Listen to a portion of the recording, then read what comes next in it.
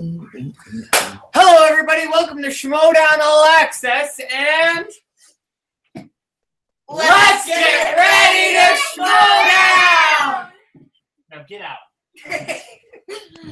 Let's get Way ready to exploit your family, Caleb. Way to exploit your family. Yes. Hashtag anything for views. But seriously, that was a fun little thing. But yeah, so we had the Schmoedown Spectacular Show. This is technically our season finale of Schmoedown All Access. We had a crazy year, and to send us off, we got a crazy panel guest. Maybe, I don't know, people may be jumping in halfway through the stream. I don't know, but just to start it off, we got Richard, and we got Richard. So the glorified jobber, Richard Schwartz. How are you doing? I'm good. You are really excited. Oof. I mean, I got my coffee. I'm good to go.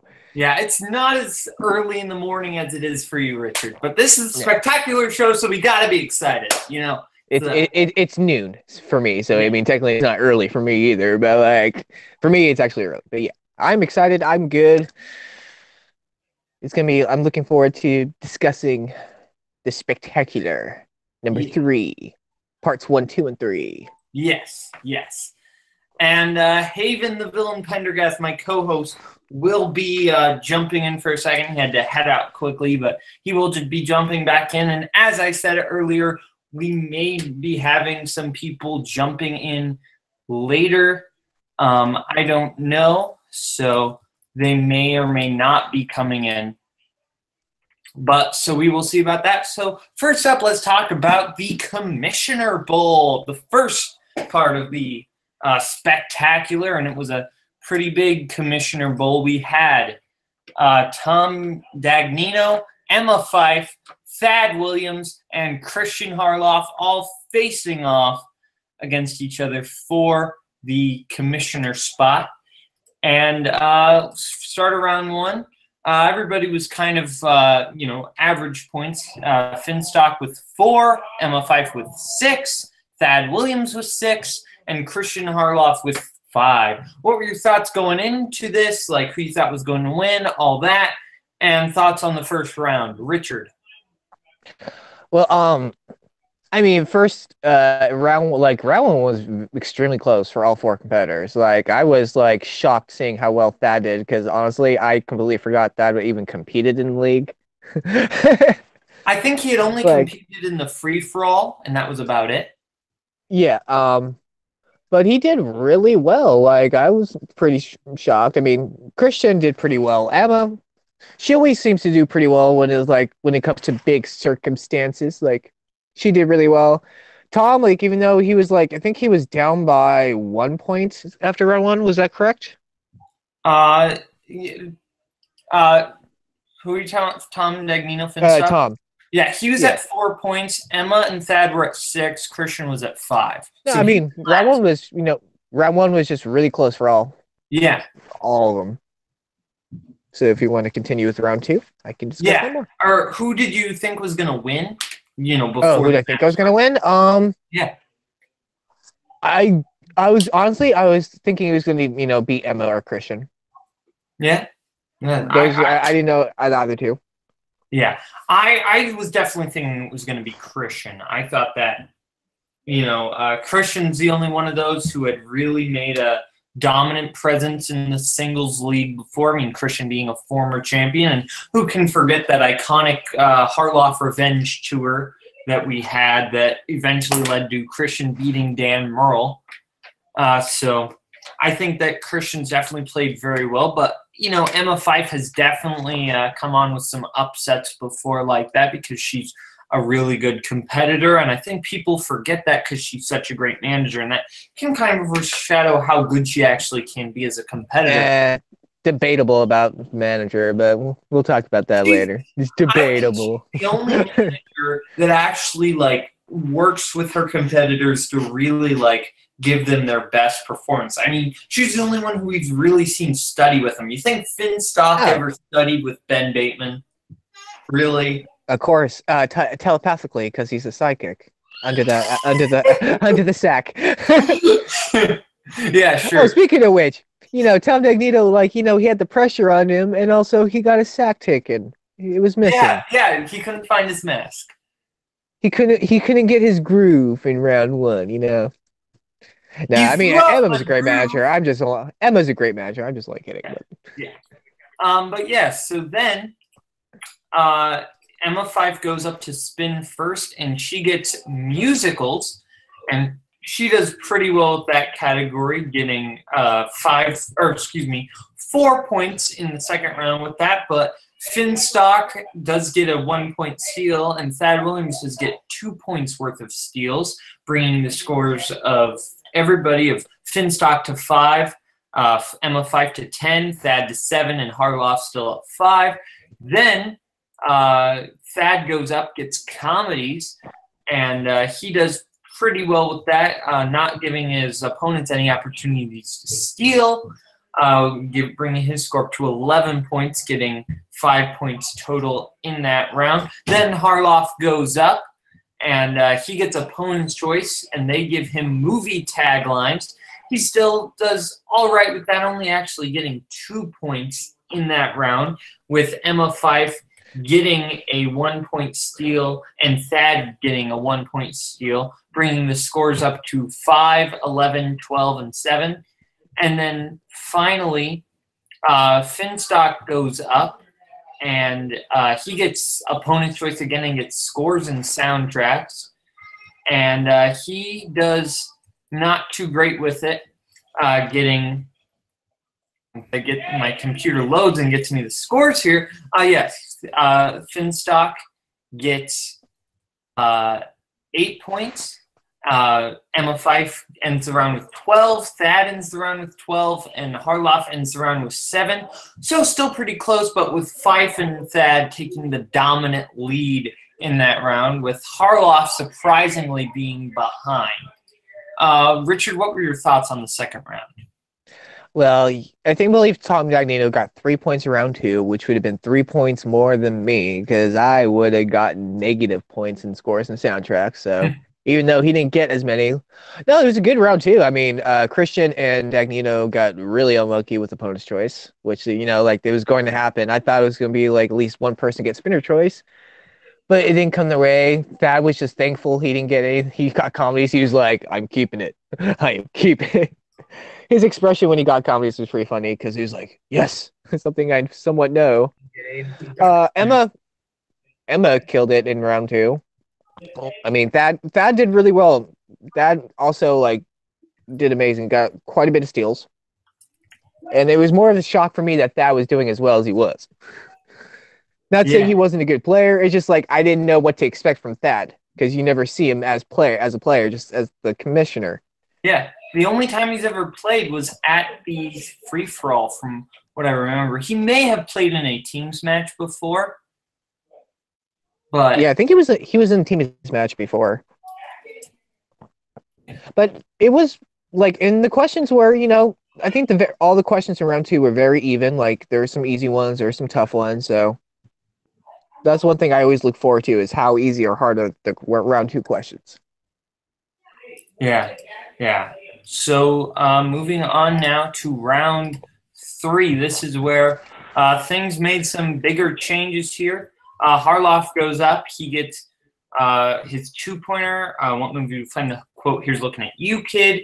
Then Finstock goes up. He gets Who Directed Suicide Squad. And he said David Ayers when the correct answer is David Ayer. And he doesn't get the point there. Then it's who co-starred as Angelina Jolie's love interest in Original Sin. He does get that one right for his 3 points, bringing it back to Harloff to answer his 3-point answer. In Major League, the owner wanted to finish in last place so she could move the team to what city? He gets it right, Miami. Of course, Harloff gets a Major League question right. Then it's up to Finstock to answer the question. His 3-pointer, what football movie features performances by Craig Sheffer, James Caan, and Halle Berry? He gets that wrong, so Finstock is out, leaving it up to Thad to answer his 2-point answer, who plays the role of Sophie in the film Mamma Mia. Thad surprisingly doesn't get it right, the correct answer being Amanda Seyfried, and he guesses Meryl Streep.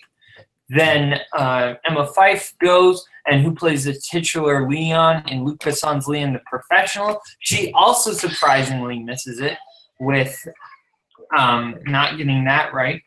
And then it's up to Thad to answer his 3-pointer in the film Mona Lisa Smile, who plays the highly opinionated student Betty. He gets that wrong, the correct answer being Maggie Gyllenhaal. Or sorry, he guesses Maggie Gyllenhaal, the correct answer being Kristen Dunst.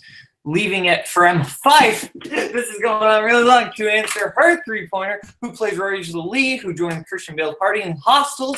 She gets that wrong, so the round 3 just keeps on going because nobody can get their round 3 question. What renowned director played himself in Billy Wilder's Sunset Boulevard?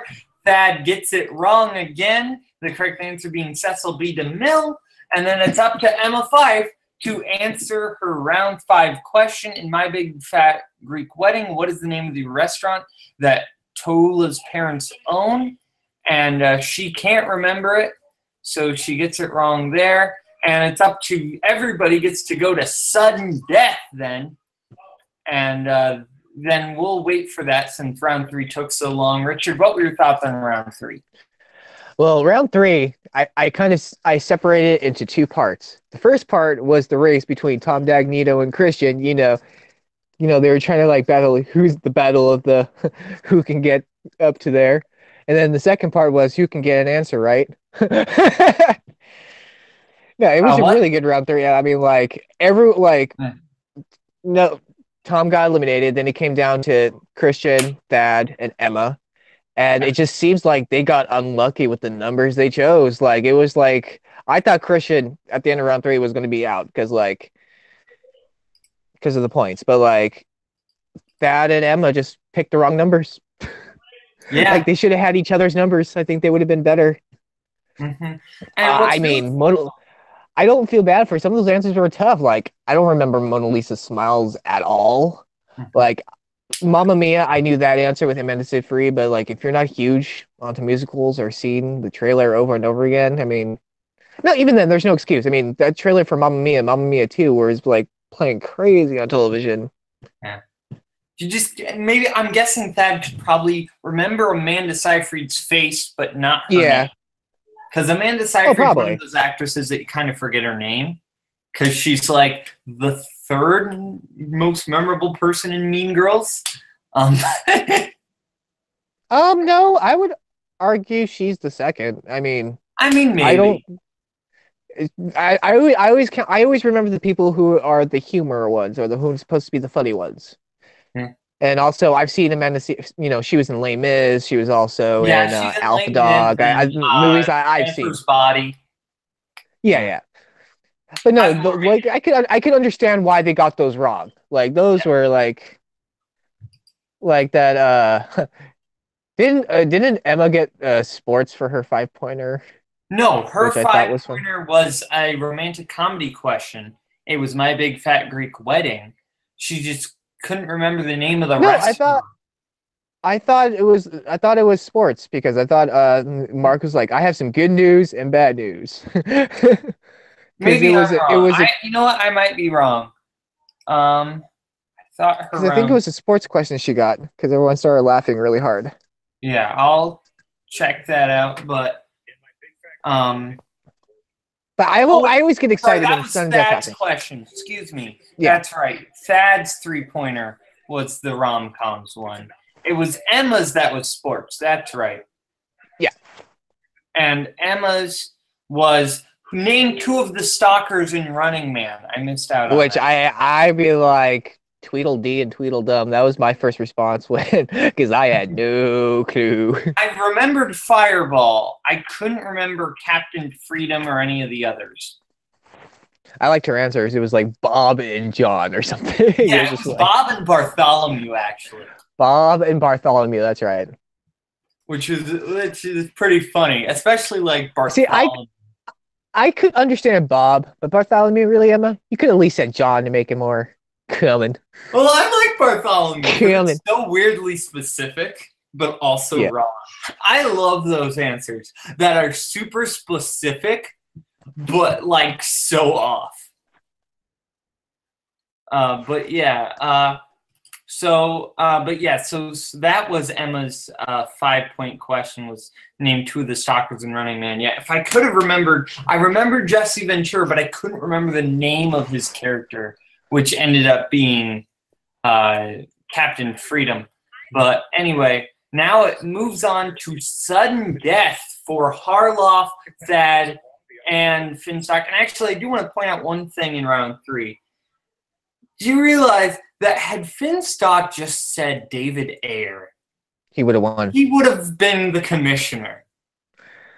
Oh, yeah, that was one thing I was going to mention too. Like, he had to say David Ayer. Like, Ayers would not have been acceptable because that's like saying Jason David Franks instead of Jason David Frank. Yeah. Like, last names, they do, even if you're one letter off, it matters because it's last name. Yeah.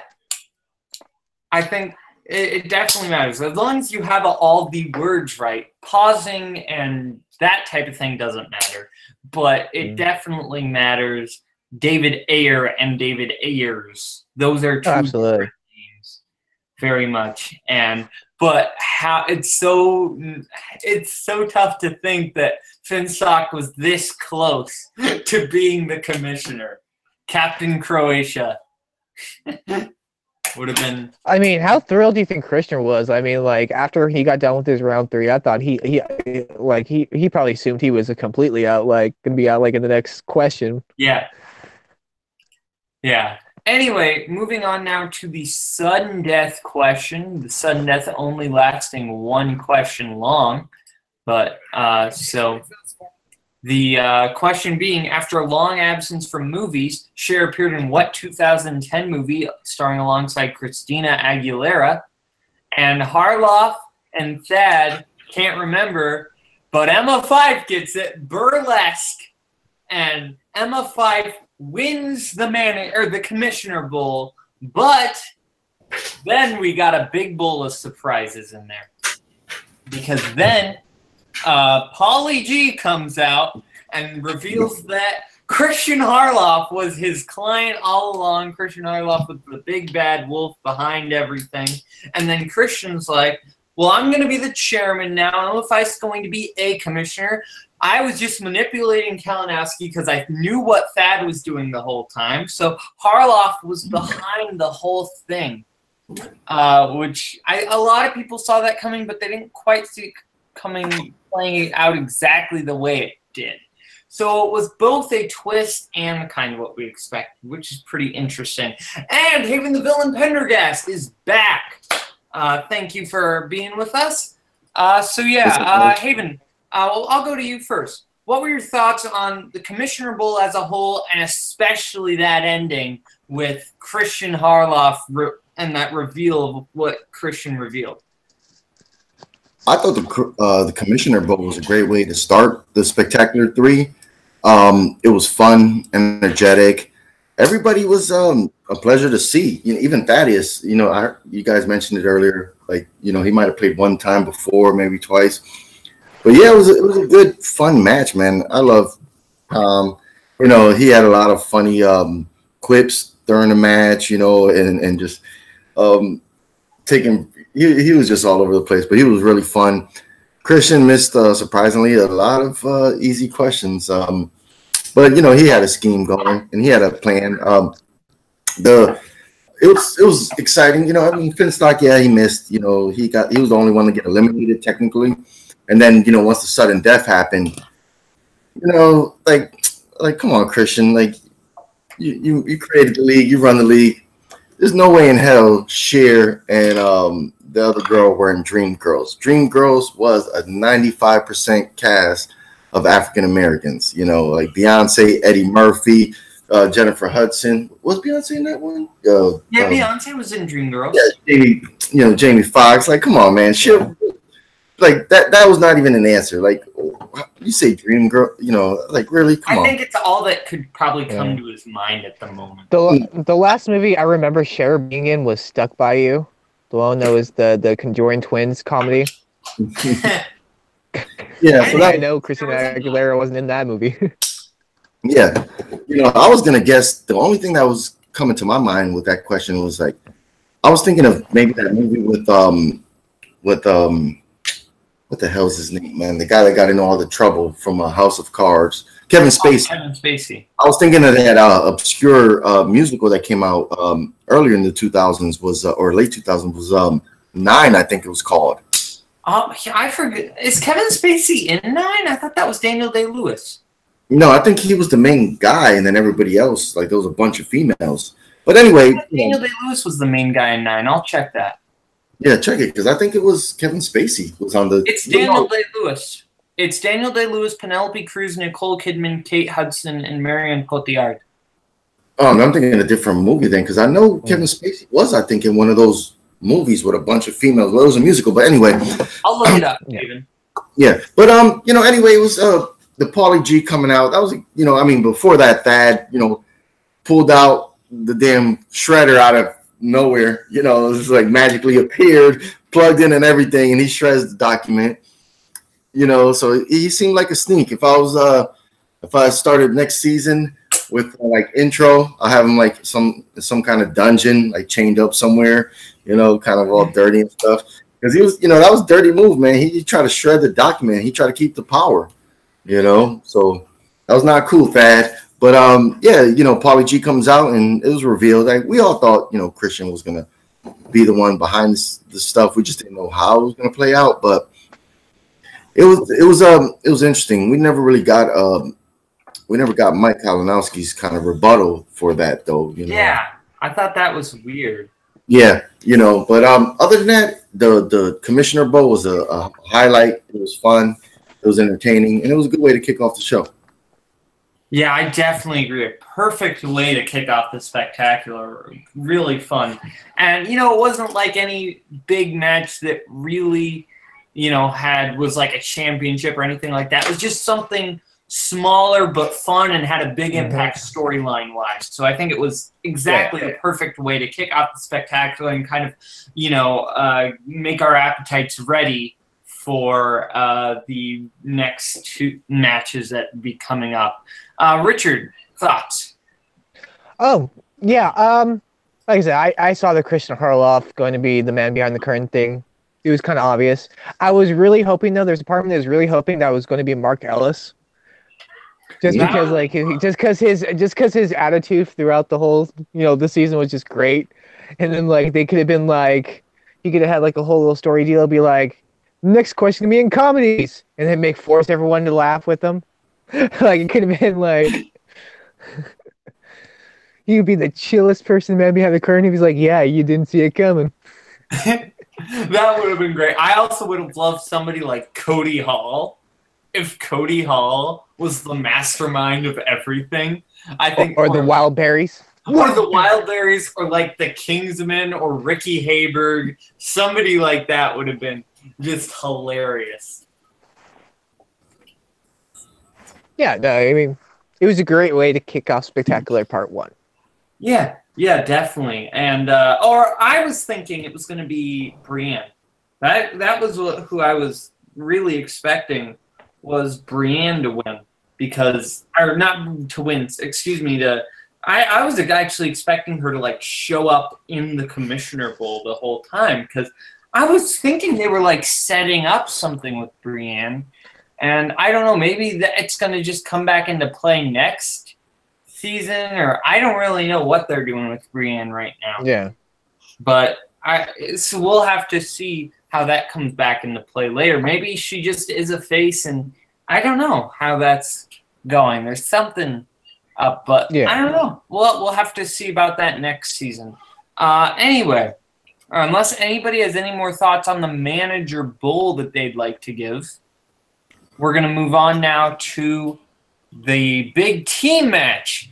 And I think what a lot of people are saying, including myself, was their match of the event. And yes, so Shire Wolves versus Who's the Boss. A really great match. Shire Wolves obviously being Clark Wolf and Rachel Cushing.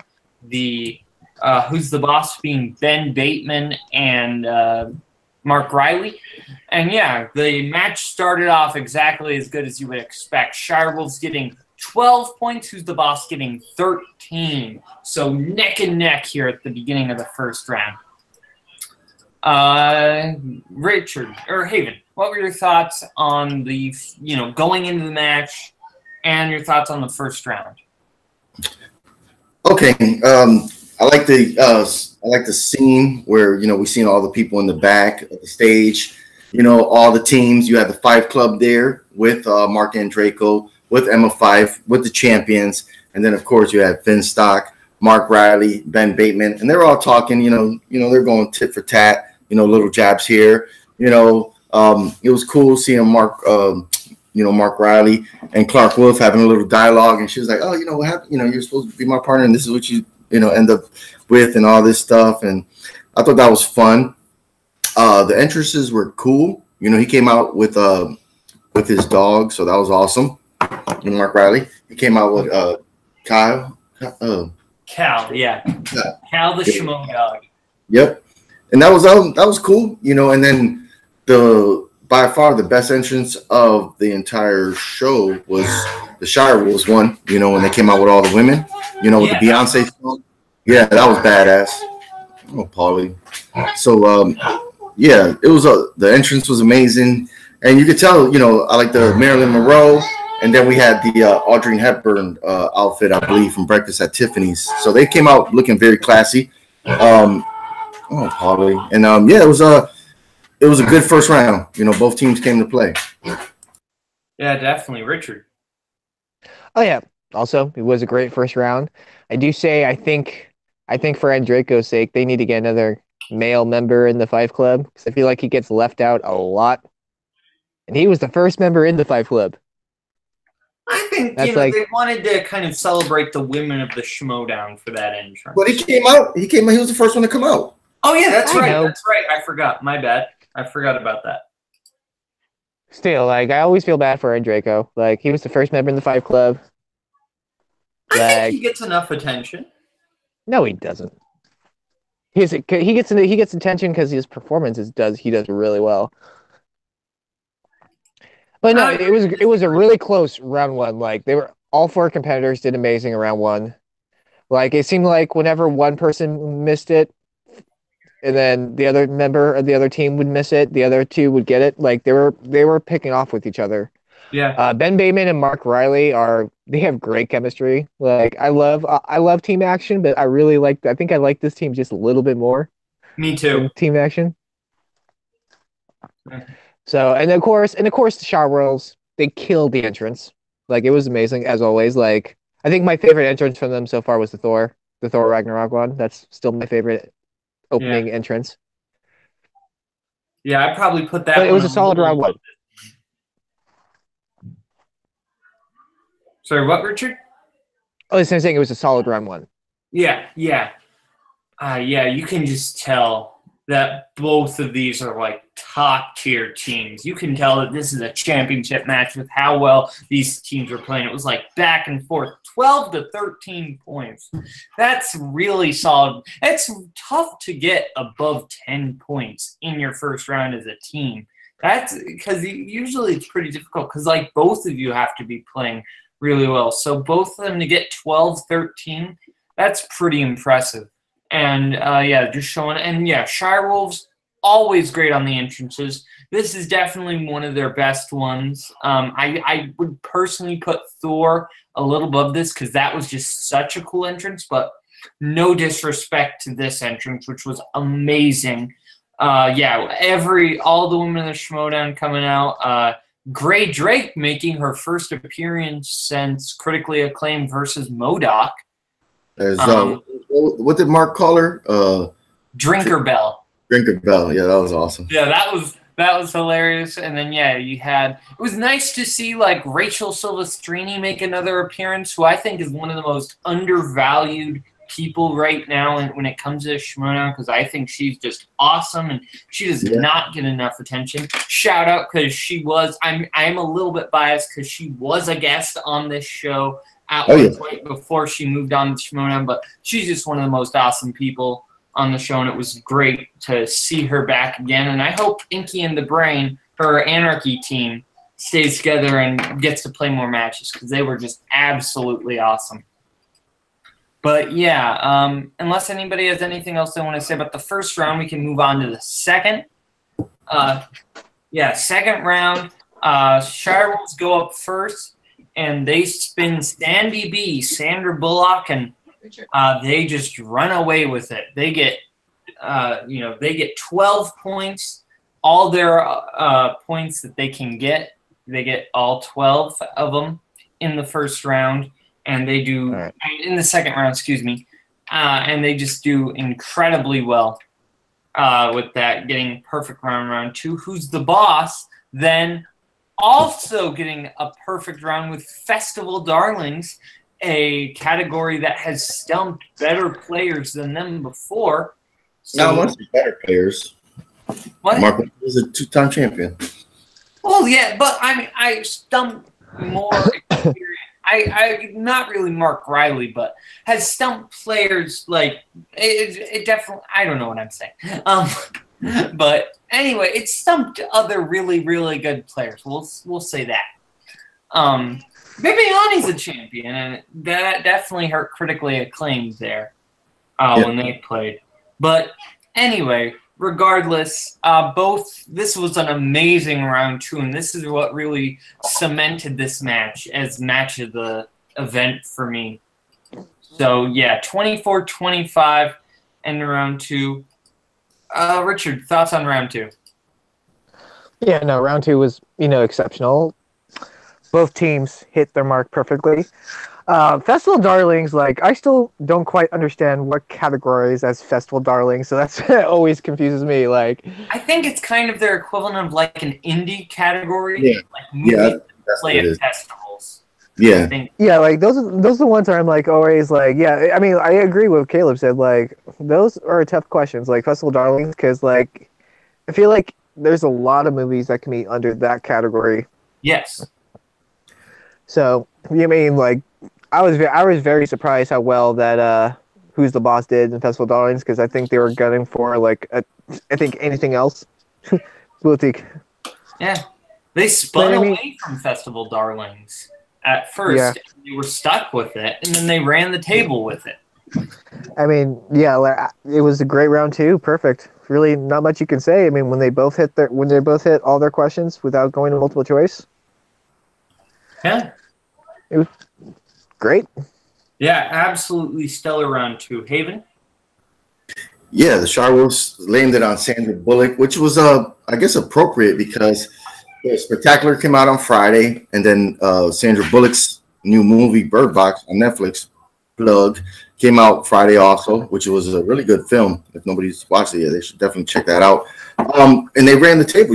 I thought they had the momentum right there. I was like, holy smokes, they didn't have to go to multiple choice. They got 12 points, I believe. So they ran perfect round 2, and then you had the Who's the Boss and Festival Darlings. I believe is things that films like lower budget films that go to film festivals and they get big time appraisals. Then they hit the theaters. Because I think that's correct. I think it's hit or miss with Festival Darlings because. Well, indies in general, because if it doesn't get the big appraise and the studio buys the film, then they don't go to theaters. Some go straight to Amazon or Netflix or something else. I think that's why it's called indie, film festivals instead of indies, And I was surprised. I was worried at first because I was like, man, last time we seen that was when it was critically acclaimed, and Bibiani and his partner Shaibo, they just Saibold. That's right. I always have to think twice before I say that. That killed them. But this time around, the questions I thought were a lot fairer. I guess because some of the movies I knew, some of them I didn't. Like the Brooklyn movie, I had no clue. I've never seen it. The Breakfast, the guy from the Breakfast Club. I was like, oh, I knew that one. There's a couple that I was like, all right, these questions are a little fair. They're not and that's the thing about that category where I could see people, running from if they have to, because it could go anywhere on the spectrum, film festival movies. So they rocked the house, and I was really surprised. They never went to multiple choice. They got all the answers on the first try, and you know they had a perfect round too. So both teams were holy shit. These teams weren't messing around. Yeah. I think round 2 was definitely when we saw how great this match was going to be. This was the epic moment. Festival Darlings with Who's the Boss really surprised me because that's a category that can be so broad. You know, that can be because it's pretty much any indie movie is really the qualifications. So that it definitely has a big range of movies, and it really paid off for him. It definitely. I sounded like Jason Bateman in Dodgeball. That's a unique strategy, Kat, and let's see how it pays off for him. But it was definitely a good round for Who's the Boss there, getting perfect. Moving on now to rounds 3 and 4. The round 3 question being, what is the name of the character that helps Miguel in Coco? Shire Wolves bid 2 points. Who's the Boss bid 3. They both get it wrong. I was surprised they both got it wrong because the correct answer was Hector. Hector being the correct answer there. Then the speed round comes in. The speed round, both teams playing pretty well there. And the speed round going well with the teams playing. I'm getting up my stats again because that accidentally went away. And the speed round went on with round 4. And Clark Shirewolf's playing very, very well in that, bringing the score up 24-21 at the end of the speed round. Richard, what were your thoughts on round 3 in the speed round? Shirewolves were dominant. I mean, the only time they actually got a chance to actually hit, get the correct thing, they got it wrong. And I think, and Mark knew it right away. Like he just blinked as soon as he had it, and then he just blinked. Because speed rounds are extremely difficult because you have to press and you have to immediately say the answer. Like you don't have time to Sometimes you the nerves get you and you just the answer blanks. But Shirewolves have been very good with the buzzer. They've been working on that. That was one of their when they first teamed up, that was one of their weaknesses. Now I think it's going to be one of their strengths. And yeah, that's all I gotta say. It was Shirewolves, were dominant in the speed round. Yeah, definitely. Haven. Yeah, the Coco question, I would have not got that one either. So it was pretty interesting that they both got that one wrong, and I believe that was they lost points at that time, right? Because they both missed it. They both lost, but Who's the Boss lost 3. So that let the Shirewolves tie it up there. Yep, which was pretty cool. The speed round was cool. I like their approach for both teams, and we've seen this in a couple other matches after this one, where if they don't know the answer, nobody's pressing the buzzer before. Because before, when we seen players playing that round, they would buzzer, and then be like and then get it wrong or something. So if they don't know the answer, they're not pressing the buzzer. And it was a good round. I really like Clark Wolf's approach and demeanor to it, because you can see when she plays it, because I guess we just watched her play a final round match before last week. So she really gets in the zone for the speed round. She kind of moves away from the mic, but she's really focused on that, and I really like her approach to it. But yeah, it was a nail biter, man. We had the Shire was up by 3 points going into round 5, I believe. So that was pretty cool. Yeah. And so as far as my thoughts go, I knew the Coco question, so I was surprised they both kind of got it wrong. But if you've only seen that movie maybe once, then you probably wouldn't remember it. I've seen that movie a couple times because I actually really enjoyed Coco. I had a good time with it. But if you didn't like that movie or just thought it was okay, you probably haven't revisited it, so you don't remember the character's name. But as far as speed round goes, Clark showing how dominant she is at the speed round. Rachel Cushing showing that she's gotten better with the speed round. So yeah, both the Shire Wolves just showing how dominant they can be at the speed round, which is going to make it very tough for any team that tries to challenge them, because the speed round is a big part of the championship matches and definitely will help out the Shire Wolves in the future. As far as now moving on to round 5, it starts out with Mark Riley. A Pakistani funny man falls for an American graduate student in one of his comedy shows. He soon becomes worried about what his traditional Muslim parents will think of her. And Mark Riley gets the question right, getting the 2 points, moving it over to Ben Bateman. What? Big Sick. Yep, the Big Sick. Moving it over to Ben Bateman. Why did the Enchantress turn the prince into the Beast in Disney's Beauty and the Beast? Because he was selfish. Ben Bateman gets that right, bringing the score 24-26, leaving it up to the Shire Wolves to answer. And then Clark Wolf goes first. A young boy with a distant father enters into a world of make-believe and magic through a portal, and Clark Wolf gets it right, Never-Ending Story. And then it's over to Rachel Cushing to answer her 3-pointer, who directed It Happened One Night. And the correct answer was Frank Capra, and she got it right. And Rachel gets it right, bringing the score 29-26. And then Who's the Boss goes up. What is the name of the CIA Black Ops program that Jason Bourne is involved in The Bourne Identity? And Who's the Boss gets it right, bringing the score 31. Then it's up to the Shire Wolves to answer their 5-pointer. And what romantic comedy did Matthew McConaughey star opposite Jennifer Garner? And the Shire Wolves get it. Ghosts of Christmas, or Ghosts of Girlfriends Past. Excuse me, I just had a South Side with me there. But yeah, the Shire Wolves get it right. Gladly they didn't say Ghosts of Christmas Past, and they said Ghosts of Girlfriends Past. And they won the match, and they keep the belts. Good job to the Shire Wolves.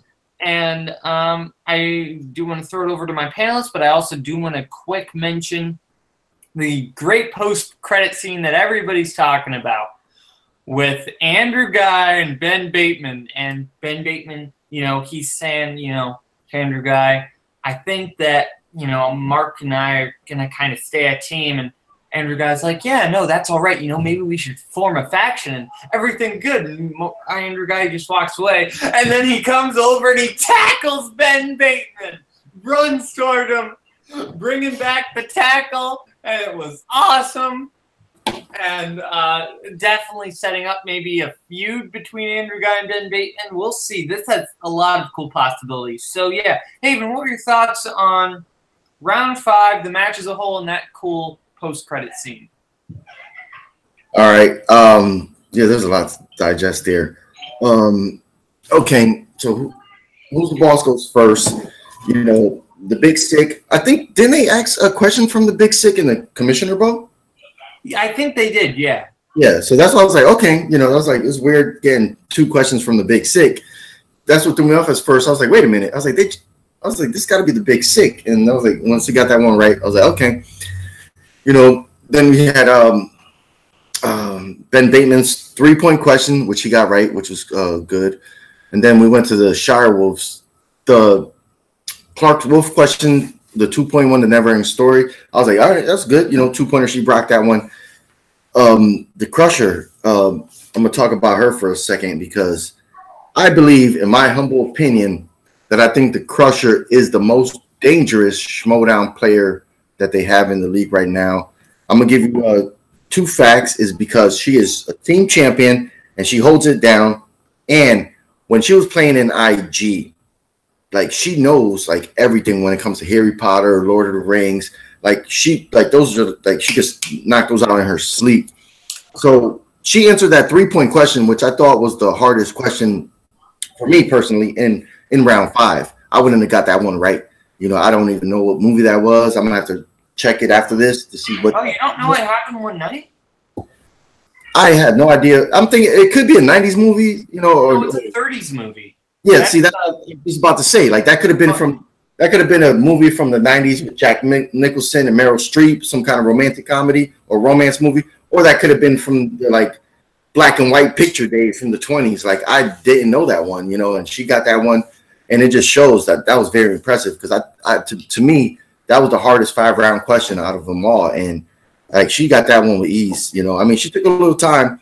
I think that it was the best match in my opinion of the night, of the spectacular.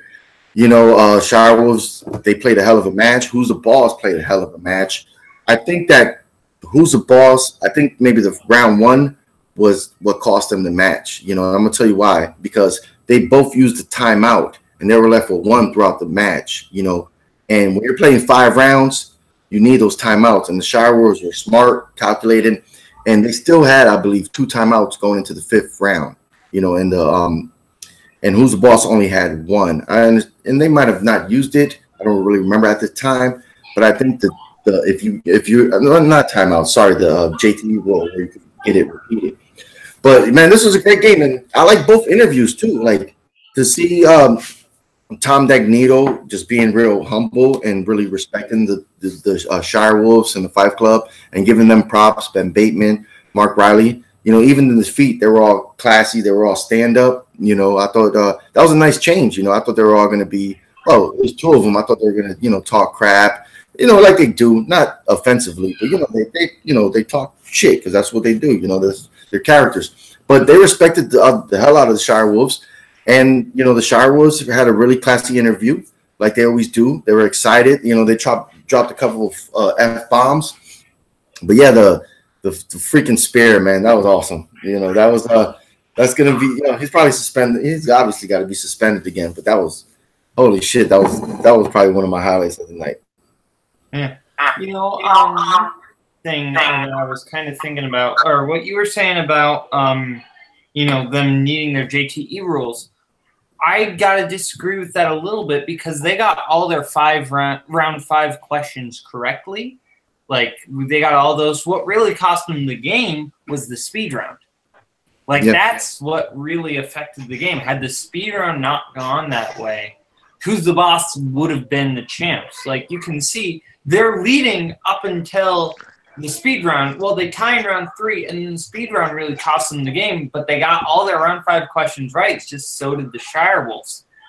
So it was definitely the speed round that was their Achilles heel there, but still a great match from everybody. Richard? Yeah, I mean, it was a very close match, round 3. I do have to say, though, that both teams' 5-pointers weren't that hard. I feel like when it comes to teams, I feel like the 5-pointer should be a lot harder than what the 2 questions were for the 5-pointer. Just because you have another person because you have a team and you can defer with each other. So I feel like the questions in round 5, the 5-pointer, should have been a lot harder than what they were. But it was a really phenomenal round 3. It was a great match. It was one of the best, if not the best match of the spectacular. And, you know, Andrew Guy tackling Ben was hysterical. Yeah. Take that motherfucker in half. And also when Emma beats Dagnito 3 times, he kind of has to be humble. I mean, she beat him, you know, twice that day and then once last year in the Manager Bowl. I mean, you kind of have to like give it up to the 5 Club. Yeah. They had one heck of a year. I believe I mean, you have one team that was the team champions currently, and even Andreyko got in the number 1 contender match this year. So I mean, and he got a championship match. He played. Yes. All members of the Fight Club had a title match this year. Yeah. Because Rachel played Sam Levine, Clark played Sam Levine, and not to take that away from Who's the Boss. Who's the Boss also had a great year. I mean, Ben Bateman did really well this year. Mark Riley's return and how well he did when he returned.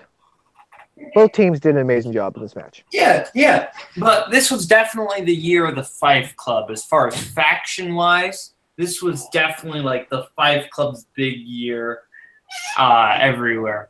But no disrespect intended to Who's the Boss, who are a great team. So, yeah, as far as my thoughts, it was an amazing match. my favorite match of the spectacular, and I think a contender for match of the year because it was really great. Definitely a really fun match. Yeah, as far as that post-credit scene at the end, that's going to be interesting to see what kind of happens between Guy and Bateman, because I think that's going to be really, really interesting and really fun to see, actually. Now moving on to the Star Wars Championship. This was Alex Damon versus Ken Knapsack, and Alex Damon gets 11 points starting in round 1, and Ken Knapsack gets 15. So Knapsack definitely starting out the round with a little bit more of an advantage there. Haven, what are your thoughts on round 1? You keep forgetting the stuff in the beginning of the match, man. Well, I usually like to talk about that stuff like at the end. Oh, well, there's so much stuff about. I mean, at the end of like each individual match. All right. To be honest, I was never a big Star Wars. I'm not a Star Wars fanatic. I could say I'm a fan, I guess. Like, I watch the movies, but I own, I think, 2 on DVD, or Blu-ray, whatever you want to call it. But this was, I'm just not really into the Star Wars stuff, so I picked Ken to win. In some of the groups and the Facebook page, but yeah, it's just the belt's different now, which is I don't know, it looks kind of plain, but other than that, it just wasn't really my bag, but I picked Ken to win. So when he had 15 points, I thought it was a good lead for him, going into round 2. Yeah, Richard. Same, honestly, with Haven. I'm not a huge Star Wars fan. Like, I watched the movies. I think I also only own 2 on Blu-ray. It's fun to watch. I mean, it's a great match, but like when the Star Wars League only happens like once or twice a year, I mean, how invested can you actually be? Like, I feel like the Star Wars matches should be more than what they were this year. Like, I think there's 2 matches this year? Maybe 3? 3. And, it was a great round 1. I mean, both competitors know their Star Wars. I mean, round 1, like, I think Ken only missed 2 questions in round 1. And I thought, honestly, when he missed those 2 questions, I thought it might have been because especially in Star Wars, when people know their Star Wars, if you miss a question, that could hurt you for the whole game. Yeah. But I believe the final score was 9-8, if I'm not mistaken, in round 1. 11-15. 11-15? I thought it was just 10 questions in round 1. Oh wait, sorry, I had it wrong. That was the end of Knapsack's wheel round. It was 11-11, end of round 2. Actually, wait. I believe round 1 it was 9-8. 9-8. Sorry, I had my stats wrong. Excuse me. Because I think there was only 10 questions in round 1. Yeah, that's right. That was my bad. Sorry, guys. 9-8. Yeah, it was a great round 1 for both of them. Yeah. 9-8 is definitely a solid first round. Like you gentlemen, I'm not a big Star Wars fanatic. I don't know all these little facts. These guys obviously do know their individual Star Wars stats and stuff, so they're very good at that. But yeah, that's not really me. So I don't know half these things. I don't know most of these things, actually. So I'm not a giant Star Wars fanatic there. But yeah, round 1 was definitely a solid round because 9-8 and with 10 questions is really solid. Moving on now, Ken Knapsack goes up to spin first.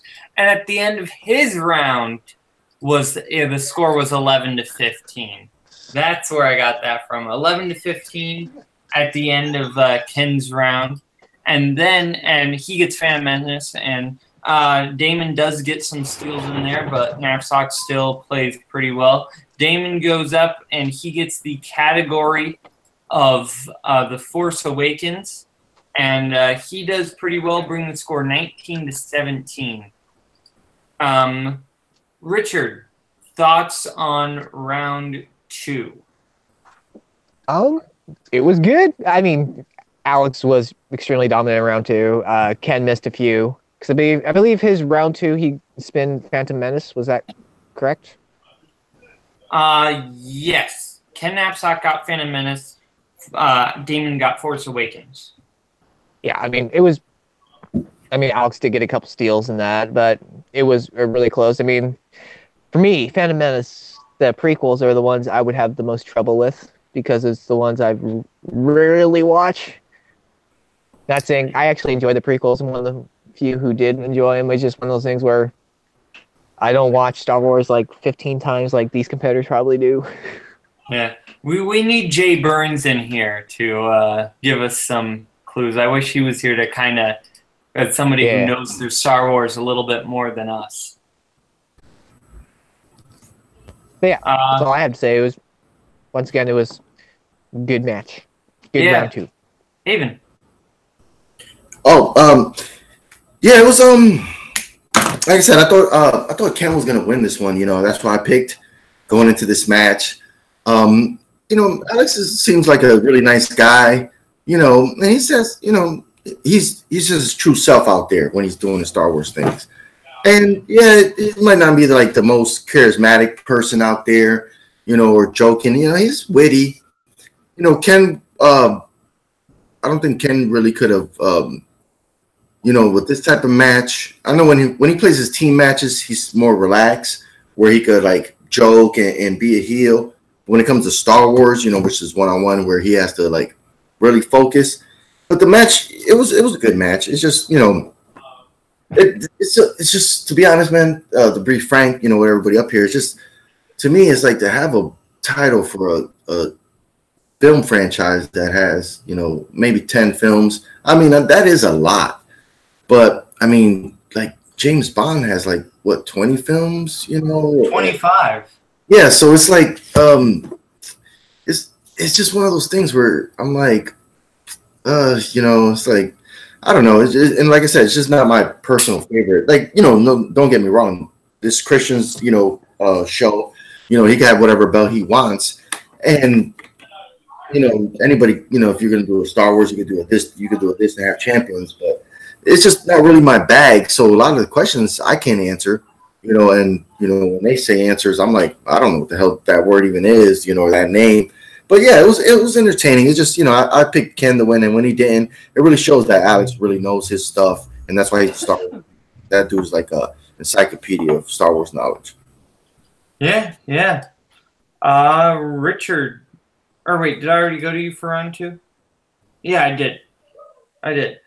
So yeah, I thought you did. know, both these guys played very well. Yeah, Haven, I'm kind of like you.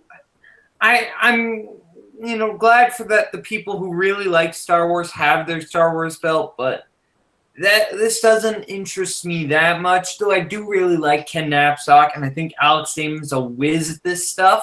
So I think, you know, it's nice to see them kind of throw down. Honestly, I think maybe the Star Wars Championship should just be Iron Man matches from now on.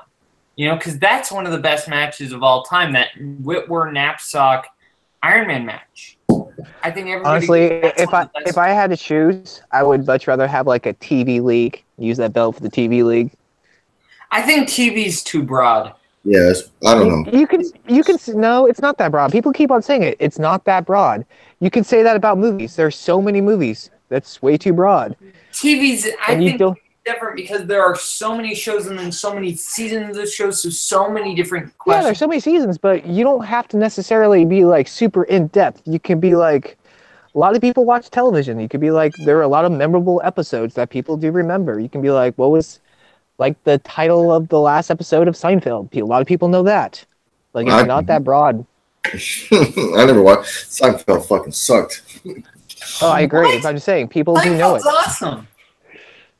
I'm saying it's not as broad as everyone keeps on saying. You don't need to be in depth. And that's the one good thing about TV is when it comes to movies, like when you keep on using the same movies over and over, they become really hard to make questions. TV, you can make a bunch of questions. You don't need to worry about repeating questions. Mm-hmm. But that's my stick. We're going to still talk about round 3 next. So, sorry. Yeah. We're going to combined know, round to 3 be honest, like me and Richard already gave our opinions on the match. Like I don't. Yeah. Honestly, let's just. Yeah, you know what? Let's just. We have Alex Damon winning. I think none of us are too passionate about this, so you guys kind of gave your thoughts on the match as a whole. Do you have really anything more that you want to say about this match? I mean, It was entertaining, but it's just really not my bag. But it was an entertaining match. Both guys played well. Yeah, I think we. yeah. Are you guys okay? Did it seem like the post interview that Ken was kind of retiring from competing? Was that how that kind of atmosphere was in the post interview? I'm not sure. I didn't quite take it that way, but maybe. What do you think, Haven? I don't know. Well, I thought we were going to talk about that stuff after, because we didn't, talk about the Alex, doing his. Well, that's different. I consider the interviews different from cutscenes. The interviews are part of the match. The cutscenes are like, so we can. I'm thinking, since you guys don't really have too much to say about this match, and neither do I, we kind of sum it all up about this specific match right now. Unless you guys have more to say, so. Yeah, so Haven, do you have any more thoughts on this match? I think maybe Ken, like Richard was saying, maybe Ken will take a break for a little while since he just lost the championship match, and then maybe come in later next year, when he feels good, and maybe play another match to like get in the standings for a title shot again. Yeah. I think Alex Damon's really solid. He knows his stuff. He's who I predicted to win. I think he really knows his stuff. He knows definitely a lot more than all three of us. Yeah. It's just really, it's not our forte over here, But yeah, it was definitely a solid match, and Alex Damon definitely played very well, and all credit goes to him because he showed that he definitely deserves that belt because he kind of got it because Whitwer had to step down, and then Bruce Greenwood, who didn't give him too much of a challenge, played him for it. But then Alex Damon showed, I can beat Knapsack once, I can beat him again, and he really took him to the level, and he beat him. So yeah, next, I do want to just shout out to the cutscene before, which was Alex Damon and Ken Knapsack and Corruption kind of standing behind him, and they're kind of discussing each other, and Alex Damon shows that he's like a force ghost, and that's kind of funny. And then after that, we had the Horsemen kind of pumping up Dan Murrell for his match against Clark Wolf, which then ties in to the #1 contenders match between Dan Murrell and Clark Wolf, who both know their stuff. And at the end of the match, the score was 7 points with Clark Wolf, 6 points with Dan Murrell. Haven, what are your thoughts on the first round and going into the match? Oh, I thought we were talking about. All right. Well, you can talk about those things that I just mentioned too before that. Yeah, the cutscenes were great. Everything that they did this week or this event with the cutscenes, they were really nice. They're really fun. I appreciate all of them. They're really cool. Going in, it would have been nice to see. I was really thinking and hoping like Dan Murrell like wear some kind of outfit. I don't know what, but I thought he was like for the first time like he'll come out, in some costume or something. Since it's the spectacular, but he didn't. He came out, looking like Dan Murrell. He had the hat. He had the Dan Murrell shirt. New World Order. Yeah, and since Clark already played before, you could tell that she kind of, went out. Didn't really have a fancy interview. And I can see why. It's a #1 contender match. You don't want to get too cute, especially when it comes to the movies. But yeah, they both came out looking prepared, and they were it was a good match. Or the starting, they were going blow for blow. So the first round was really good. I had Clark Wolf winning this one. So yeah, the first round was pretty good. I actually had Dan winning this one. Richard? I also had Dan winning this one. It would like say it was blow to blow. Like the thing that about the match always confuses me is like sometimes the number one contenders match goes to 5 rounds, sometimes it's 3. This one happened to be a 3-round match. So it always confuses me like what's considered a 5 round when it comes to number one contenders, what's considered a 3 round. I'm assuming the 5 rounds are just for the tournament's number one contenders. I'm guessing. So that's what it's I agree with that's what it seems like that. I agree with Richard. This should have been a 5-round match. I agree with Richard. Well, yeah, because number one contender, you can't going back and forth is weird. Yeah. I was expecting it to be a 5-round match, but no, it was as close as everyone assumed it was going to be super close in round 1, which it was. I mean, Dan Murrell is back with a passion. Like when he first debuted against Guy, he didn't have a very good match. Like his last 2 matches have been really well. So I think the Dan we knew and love, is back. And round 1, super good. I think Dan hasn't really been in slumps. I think he's had losses, but I don't think he's had like these really bad performances. He's always played well. It's just the other person played better. If you look at that Andrew Guy match and Dan Murrell match, Dan's still playing very well. It's just Andrew Guy was really like capitalizing on his steals, but Dan still had a solid round and a solid match in my opinion. So, but yeah, I admit it was a little nervous to see Wolf at 7 and Murrell at 6 at the end of that first round, but Murrell does make a comeback there. Wolf goes up first, and she spins her category of coming of age, and she gets up to 10 points in that round, getting only 3 points, and Murrell capitalizing on a steal, getting 1 point there, bringing the score 10-8. Then Murrell goes up, and he gets the category of fantasy sci-fi, getting 5 points. Sorry, what? No, so yeah. Yeah, getting fantasy sci-fi, getting 5 points in that round out of a possible 8. So doing all right with that, bringing the score 10-15 into round 2. Richard, thoughts on round 2? It was good. I believe Clark spun something first, then she spun again to come to age. Do you remember what she first spun? I will check on that, but keep talking and all. Because it feels like Clark and Will, like they love each other. Like she's been getting some great Will spins in round 2 lately. Yeah, it was. And it was like Scorsese she spinned first. Okay. Yeah, Scorsese was what she had first. Mm-hmm.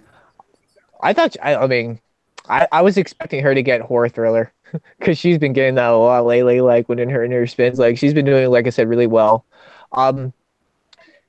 Yeah, I think that steal from that Dan got from Clark really helped him out. Dan, I think, was just like when he spun, like he took fantasy sci-fi. He did pretty well in that. I think he was just afraid to spin again and get it because he opponent's choice. Because I think that was the thing that was kind of psyching him out. Because he hit opponent's choice last time he spun in his last match. Yeah. And I think he just played safe. Like he kept with the categories to play it safe, and it was a very good round 2 for both the competitors. Yeah, definitely. I think, they both played well. I think, Clark didn't quite get what she wanted, and Dan was able to capitalize on that. But, yeah, Dan doing quite well with that. 5 points in round 2 is pretty solid. And, yeah, definitely changed the tide of the match there and really had a big effect on it. Moving on now. Or, Haven, did I go to you yet? No, sir. Oh, sorry about that. Haven.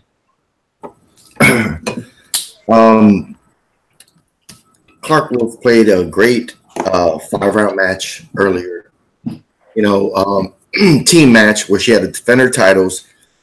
And sometimes your brain, because we all play in team leagues, or leagues, period. Play matches, different divisions, different leagues. That coming of age was a lot harder than I thought it would be for her. Some of the questions I thought were easy, like the Juno one, where she just didn't get that one. Dan was able to get the steal. And then the question after that was the something, and she missed that one. And then she got her fourth question was the who directed that Call Me By Your Name film, and she got that wrong. so it just seemed like maybe she was fried a little bit right there. And then Dan was able to just rock the sci-fi fantasy his round 2. So yeah, it seemed like it was kind of air apparent right there what was going to happen. But yeah, that was a tough one for Clark Wolf. That was a tough round 2, and Dan played really well in his round 2. So yeah. Let me just add something real quick. You know, playing double matches does take a toll. Like Sam Lean did, I think, was the last year's spectacular. He did 2 rounds, and like he played 2 matches. Like it takes a lot out of you. Dan, I believe, did it the year before as well in the first spectacular when he won the belt, and then Sam cashed in. Yep. Yeah. All right, moving on now to round 3. Clark Wolf goes up, and she gets her 2-pointer right, which was what's the name of the detective in Who Framed Roger Rabbit, Ellie Valiant. Then she goes up, answers for round 2. She gets it wrong. Which Star Trek alum stars in Like Crazy? Anton Yelchin is the correct answer. She guesses Chris Pine. And then what movie? She gets her round 3 question or 5-pointer question in the category of Leonardo DiCaprio. What movie star had one of his earliest feature film roles as Mickey in the Leonardo DiCaprio movie The Basketball Diaries? The correct answer was Mark Wahlberg. She got it wrong, and Dan Murrow won the match. So definitely a tougher 5-pointer for Clark Wolf there. But yeah, Haven, thoughts on round 3 and the match as a whole? The match was it was a good one. You know, they both played well. I think these questions were to me anyway, I think they were a little harder, which was good. When you're playing a championship match, the questions should be harder. When you're playing a number one contenders match, so I thought the questions were all fair. This was one round or one match, I should say, round 2 and round 3, where some of the questions I didn't know the answers to. You know, I would have got my ass whooped in that match by either of them. You know, it was a little, yeah, there were tough questions. There were fair questions. And yeah, Dan didn't have to answer a question in round 3. So, you know, with only having a couple points lead going into round 3 and not having to answer any questions, it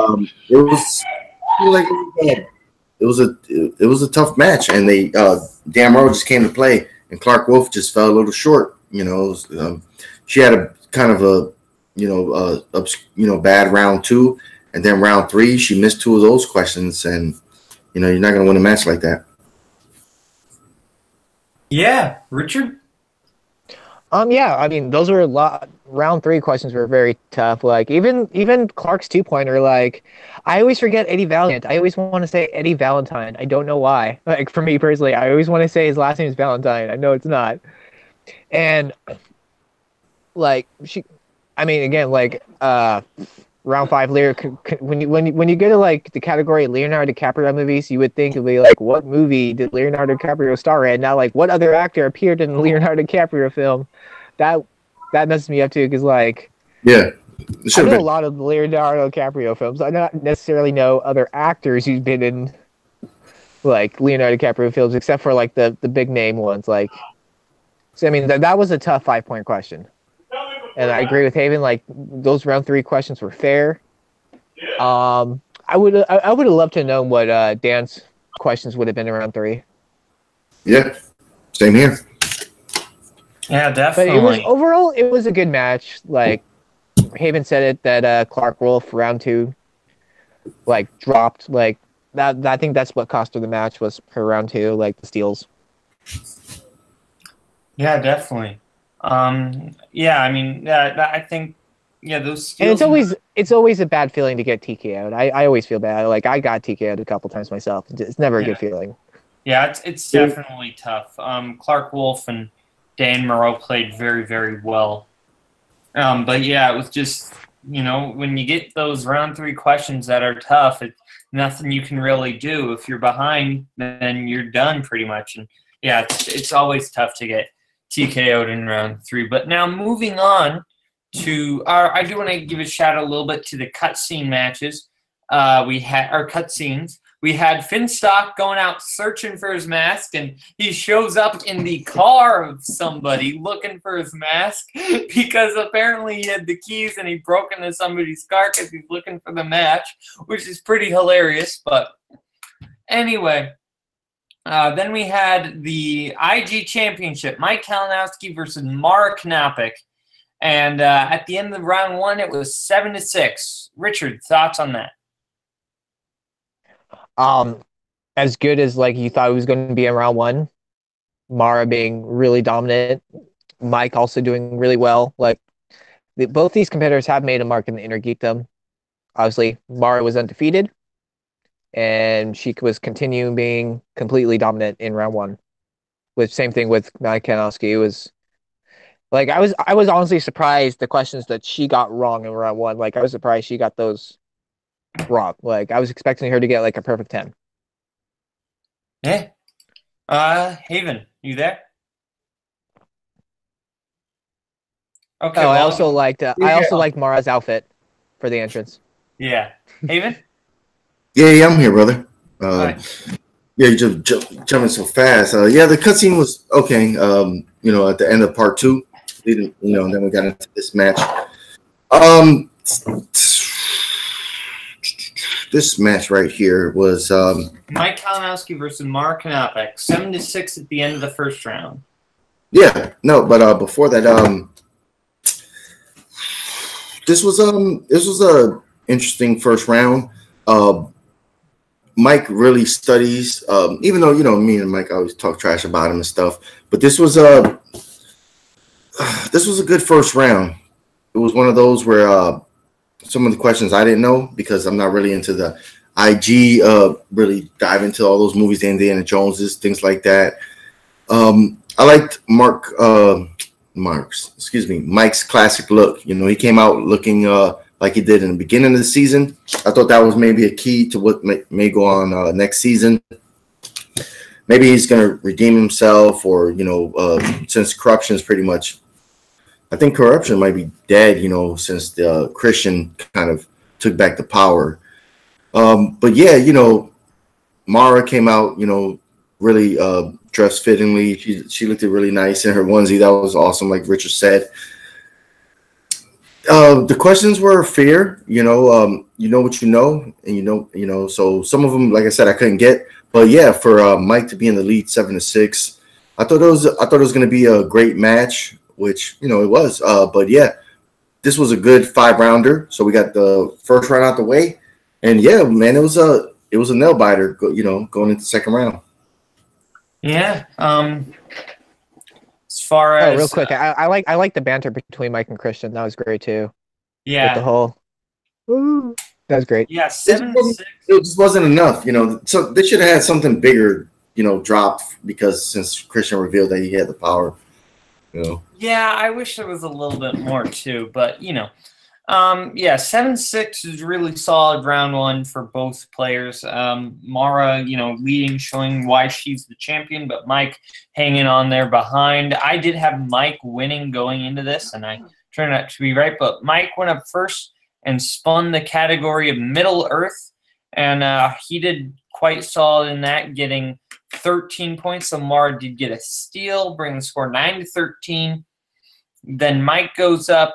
Then Mara goes up, and she gets her category of Who Said It, and you know, 14-14, or she brings the score 14-14, so tying it up. Mike Kanowski gaining a little bit of ground there, but still Mara keeping in pace with Mike there. So yeah, Haven, what are your thoughts at the end of round 2? Well, they both spun Star Wars first, which was interesting, and they both spun away from Star Wars. Yes. You didn't mention that. So, yeah. Well, it's a long show, so I didn't have time to get into every little detail. Yeah, you know, they were both tied at the end of round 2. Both categories, you know, they did better than I would have in them. And for them to each get a steal here and there, and then come out 14-14 going into the speed round, I thought that was amazing. Yeah.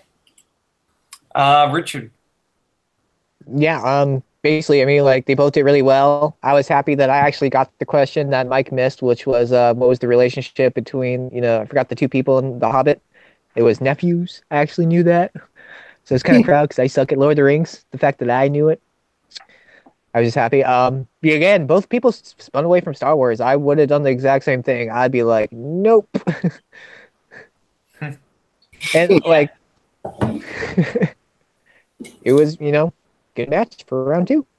Yeah, definitely. Yeah, Star Wars is very tough because they've already got a Star Wars league where they're putting all their questions there. So it's just Star Wars is running out of questions. I feel like because I feel like Star Wars is one of the few questions where like you can just repeat questions that they've used and people will probably still get it wrong. Because like Star Wars, even Lord of the Rings, for me, like there's so much information in these movies that it's hard to remember every detail of it. So that's one thing about those movies. They're like very detailed, and it's very hard to remember them sometimes. Yeah. Haven, I went to you, right? Yeah, I did. Yep. I did. So yeah, round 2. Yeah, they both spun away from Star Wars, which wasn't too surprising because, that's definitely such a deep cut category. Mara did all right with who said it, but she definitely let Mike get some ground there. But overall, they were very close, so it was still a very solid game. Round 3 goes up, and the category is DC, and excuse me. Bless you. This actress played Senator June Finch in Batman vs. Superman: Dawn of Justice, and both players getting it right, Holly Hunter, but Mara only bet 1 point, whereas Kalinowski bet 2. So the score being 15-16 in round 3. Then the speed round goes up, and both players are just neck and neck in the speed round. 18-18 at the end of the speed round. Richard, thoughts on round 3 and the speed round? It was great. They both got the Batman v Superman. I mean, I knew that question just because in this league, at least, you guys have done that question before in the past. Yep. So that's how I knew it. Like, if you guys didn't ever have that question in Jack of All Trivia, I probably would not have gotten it right. Personally, because like Holly Hunter, like that movie is like really for Batman v Superman. I like the movie, but like some of the actors are very forgettable sometimes. And Senator Finch is one of those ones. It's like, who is that person? Yeah. And again, in speed round, they both killed it. Like to come out, I think they were still tied, correct? At the end of the speed round, yes, I believe. tied at the end. To come out round two, and round 4 tied. It's like your stuff. It's a fun, close match at this point. Yeah. Haven. Yeah, I agree with Richard, man. He's nailing it on the head. This was a fun match. It's one of those where, like Richard said, they were tied at the end of the second round, and they're tied at the end of the 4th round. I'm surprised they didn't bet more points, even Mike, in the 3rd round. And that's one of the questions, too. Like, I watched Superman versus Batman in theaters, but, and I do own on. No, do I own that on DVD? I don't even know if I do. But yeah, the only reason I know that one like profusely is because I wrote that question here and I've used it before. So I'm like, those are a couple questions that they used throughout the day. Where I was like, hey, I wrote that question, and I've used that one, months ago or last, a couple weeks ago or something. Well, I'm like, man, that's really cool. I know some of these answers because of questions I wrote, and it's cool seeing another league do it. Not saying that obviously they're not watching our shit. But it's just cool, So I was like, I'm getting better, Not with that attitude, Haven. Yeah. Yeah, I thought Christian's like, oh, man, well, maybe he does. Who knows? He's probably like, yeah, Tuesday night, let me watch some Jack of All Trivia matches. But, it was good seeing both of them tied going into the 5th round, seeing the champion with 24 points, seeing the challenger with 24 points. Even, like I said, all the stuff I say about Mike, but he came to play tonight or that day. And 24-24 is big time going into the 5th round. That's a high-scoring game. Yeah. All right, moving on now to round 5. Or I'll give my Yes, thoughts it was. quickly. I caught myself, Haven. My thoughts as far as round 3. Both players playing very well there. Mara catching up there at the speed round, and she's really great at the speed round. Mike did get a few points in there, but yeah, both players playing very well. 18-18 is exactly where you want things at the end of round 4, because then round 5 gets to be absolutely intense. Kalinowski goes up, gets his round 5, or gets his 2-pointer. Alan Silvestri composed full scores for which 3 already released MCU films, and he gets the 2-pointer right. Then Mara goes up, and what is the name of the robotic warrior that Wolverine fights at the end of Wolverine? That's her 2-pointer. She gets it right. Silver Samurai. Back to Kalinowski. What item does Steve give Diana at the end of Wonder Woman upon saying the final goodbyes? He gets that right. A watch. Then it goes to Mara. In which language did Indy's father make him count to 20 before he would listen to him at the beginning of the Last Crusade?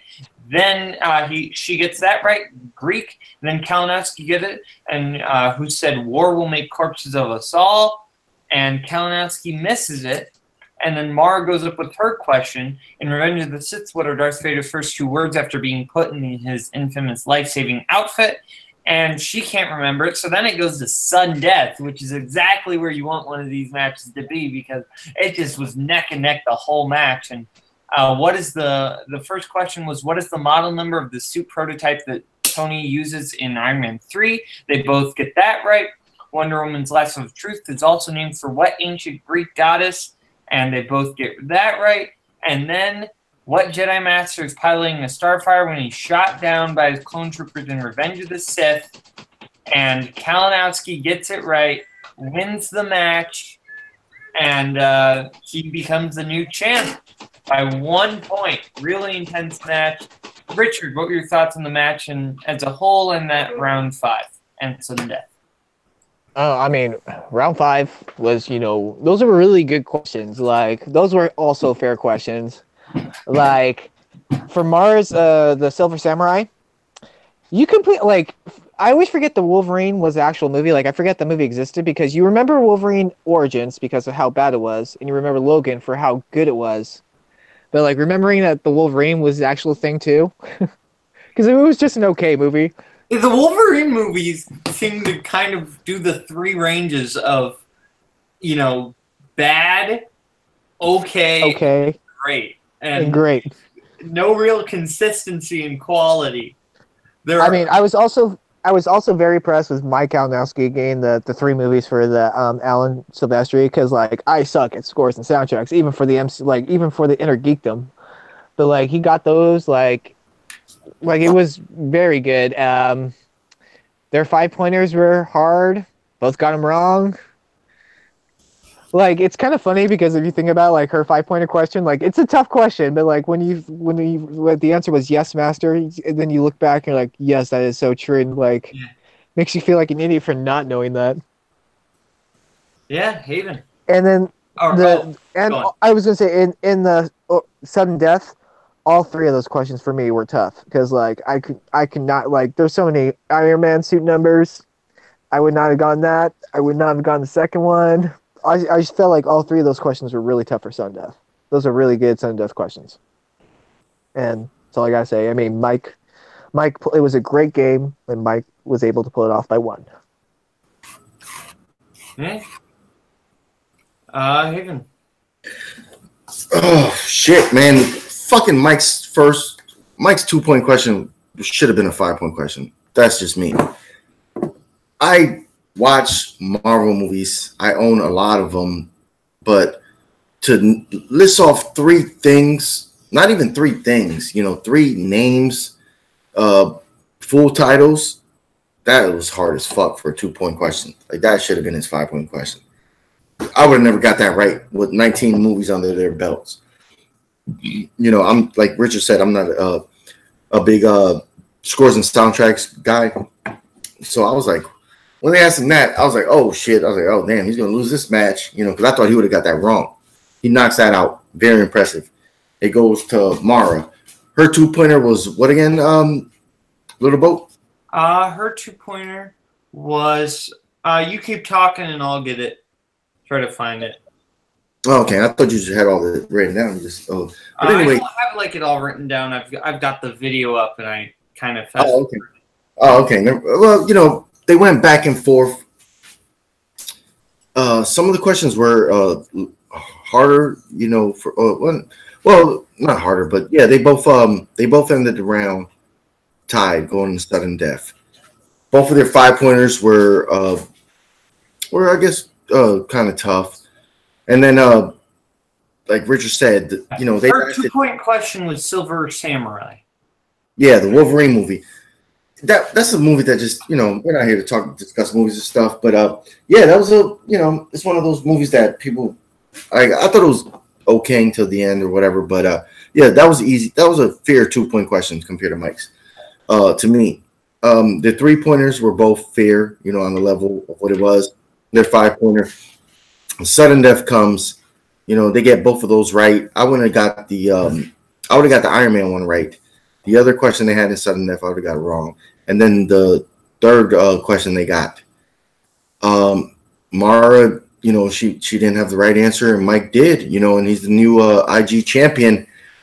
And hats off to him, man. You know, he played a hell of a match. They both did. You know, to play a championship match, even if you're a champion, you know, when you lose a match, it sucks, you know, because you lost your title. Lose by 1 point, there's, you know, that just shows that you're a great caliber player, and the person that played against you to beat you by 1 point had to play their best game of their life to win that title. So it was a good match. It was good, you know, especially going into sudden death. Proved that both of these players, you know, were just IG heavyweights. So yeah, it was a really good match. Yeah. Richard, did I already go to you? Yeah, I did. Right? Yeah. Mm-hmm. Okay. So yeah, as far as my thoughts, solid match all around. Both players playing very well. You know, Kalinowski really working it, being, you know, he's the champion. I called it. I thought he was going to be the champ, you know, because I know his stats are really good. But Mara, she really hung in there. Both players were just excellent here. It was a great match. My second favorite of the spectacular, actually. But yeah, it was a great match all around. I do want to address one thing. A lot of people are kind of upset at Mara for how she acted in her... What? Oh, I thought we were going to talk about all that stuff. Oh, I thought we weren't going to talk about Patreon. We are going to talk about this. But, I mean, if you don't want us... go ahead, then, because we're going to be here for... Yeah, no, go ahead, brother. Let's talk about that shit. Yeah. I think, well, because I think a lot of people are upset at Mara for her attitude in her Patreon, but if you are in her post interview, but if you look at her Twitter, Mara says that she was having like health problems that day, which then goes to show how good she was in that match, because if she can do all that, I mean, we've seen her play that well like that before, but so Mara attributes that to kind of her attitude in the spectacular, but I really don't think people are quite being fair to Mara, because I think, she still had a pretty good attitude. I mean, losing a championship match, everybody acts like that, when they lose the champ. Everybody's been guilty of that once if you play in these fan leagues. I mean, I'll call it out myself. When I lost again, when the Young Bucks lost against Sons of Apocalypse, I was a little upset at myself. And, I was definitely not very happy, and I wasn't positive and upbeat. And you can't expect everybody to be positive and upbeat all the time when they lose. That's just the reality of it. And Mara didn't get nasty. She was just upset, as anyone would be when they lose a championship match. So, yeah, definitely positive vibes going out to Mara there, because she's an amazing player, and I hope to see her back next season. And, yeah, congratulations to Mike. If any of you guys have thoughts on that, Haven, I know you do. No. Let's go to Richard first, because Richard, I was going to do a separate video about all this shit, so you're going to be here for I would just say, like, separate all that Patreon stuff, Haven. we're not going to talk about because that's I'm not talking about the Patreon stuff. We're talking about right here. Yeah, this. Okay, Richard. All right. Well, I'm just gonna say, like, there's a lot of things that probably led to the attitude. Like you said, health problems. I'd also say, like, it sucks to lose. Also, like, another thing that could have been a factor. I mean, I love the Schmoedown fans, but sometimes they take things way too seriously. And so, like, sometimes that could be a factor. And also having the pressure of being still undefeated. Like, there's multiple things. I could completely understand the attitude of Mara. Like, if she's not feeling well, like, there's a lot of things that could happen. Like, especially for me, like, I try to be positive every match when I compete in, but, like, when it comes to, like, I've had at least one bad match where I'm, like, kind of pissed off. It happens. And I don't think people should hold this against Mara, personally. Yeah, definitely. Because there are a lot of factors when competing, and there's, like, if she's not feeling well, and she wants to, like, there's pressure, there's a lot of things. So, I mean, if anything, I think she can make a great heel now. Put that for a character. Great heel. I like Mara as kind of this not really face, not really heel, just kind of doing her own thing and being silly and fun. That's what I like Mara's personality and all that, and I kind of want her to keep that way storyline-wise, where she just crashes interviews and does all this funny stuff. But, yeah, Haven, I know you got thoughts, so go ahead. I don't really have thoughts. I'm just going to talk about what the people have been talking about. All right, here I'm gonna state some facts right now. I'm gonna give you guys some facts right now. Part 1 of the Schmoedown, as of right now, has over 53,000 views. Part 2 has 38,000 views, and part 3 has over 88,000 views. So part 2 was the weakest of the whole thing. But yeah, this match right here, if you go on YouTube, for somebody that is not in commercials, is not in movies, is not in plays, she doesn't have a YouTube channel. For somebody to come on an event like this that probably watches movies, like she said, she's been studying a lot, and it's been exhausting to her. She has some health problems going on right now. For all the YouTube comments on this video, for part 3, nobody, the first like 70 of these comments, before we even get to a spoiler alert, good job, Ethan Irwin. All we're getting is people really bashing her. As somebody that interviewed her on this channel, she's a lovely, beautiful, unique human being. Even on the Facebook page, on the master post that Tim Sims puts up, those people getting really nasty on there. She lost the fucking title by 1 point. And at the end of the match, yeah, some people like Mike Kalinowski and some other people have done it. He did it in this match where he kind of hesitates to say the answer. And I'm just speaking as a fan right here. This is just me, seeing what I've seen, being here. This has nothing to do with anybody here or nobody's views or whatever. This is my personal opinion. Either, like it or not. It seemed like something happened right there because she started saying something.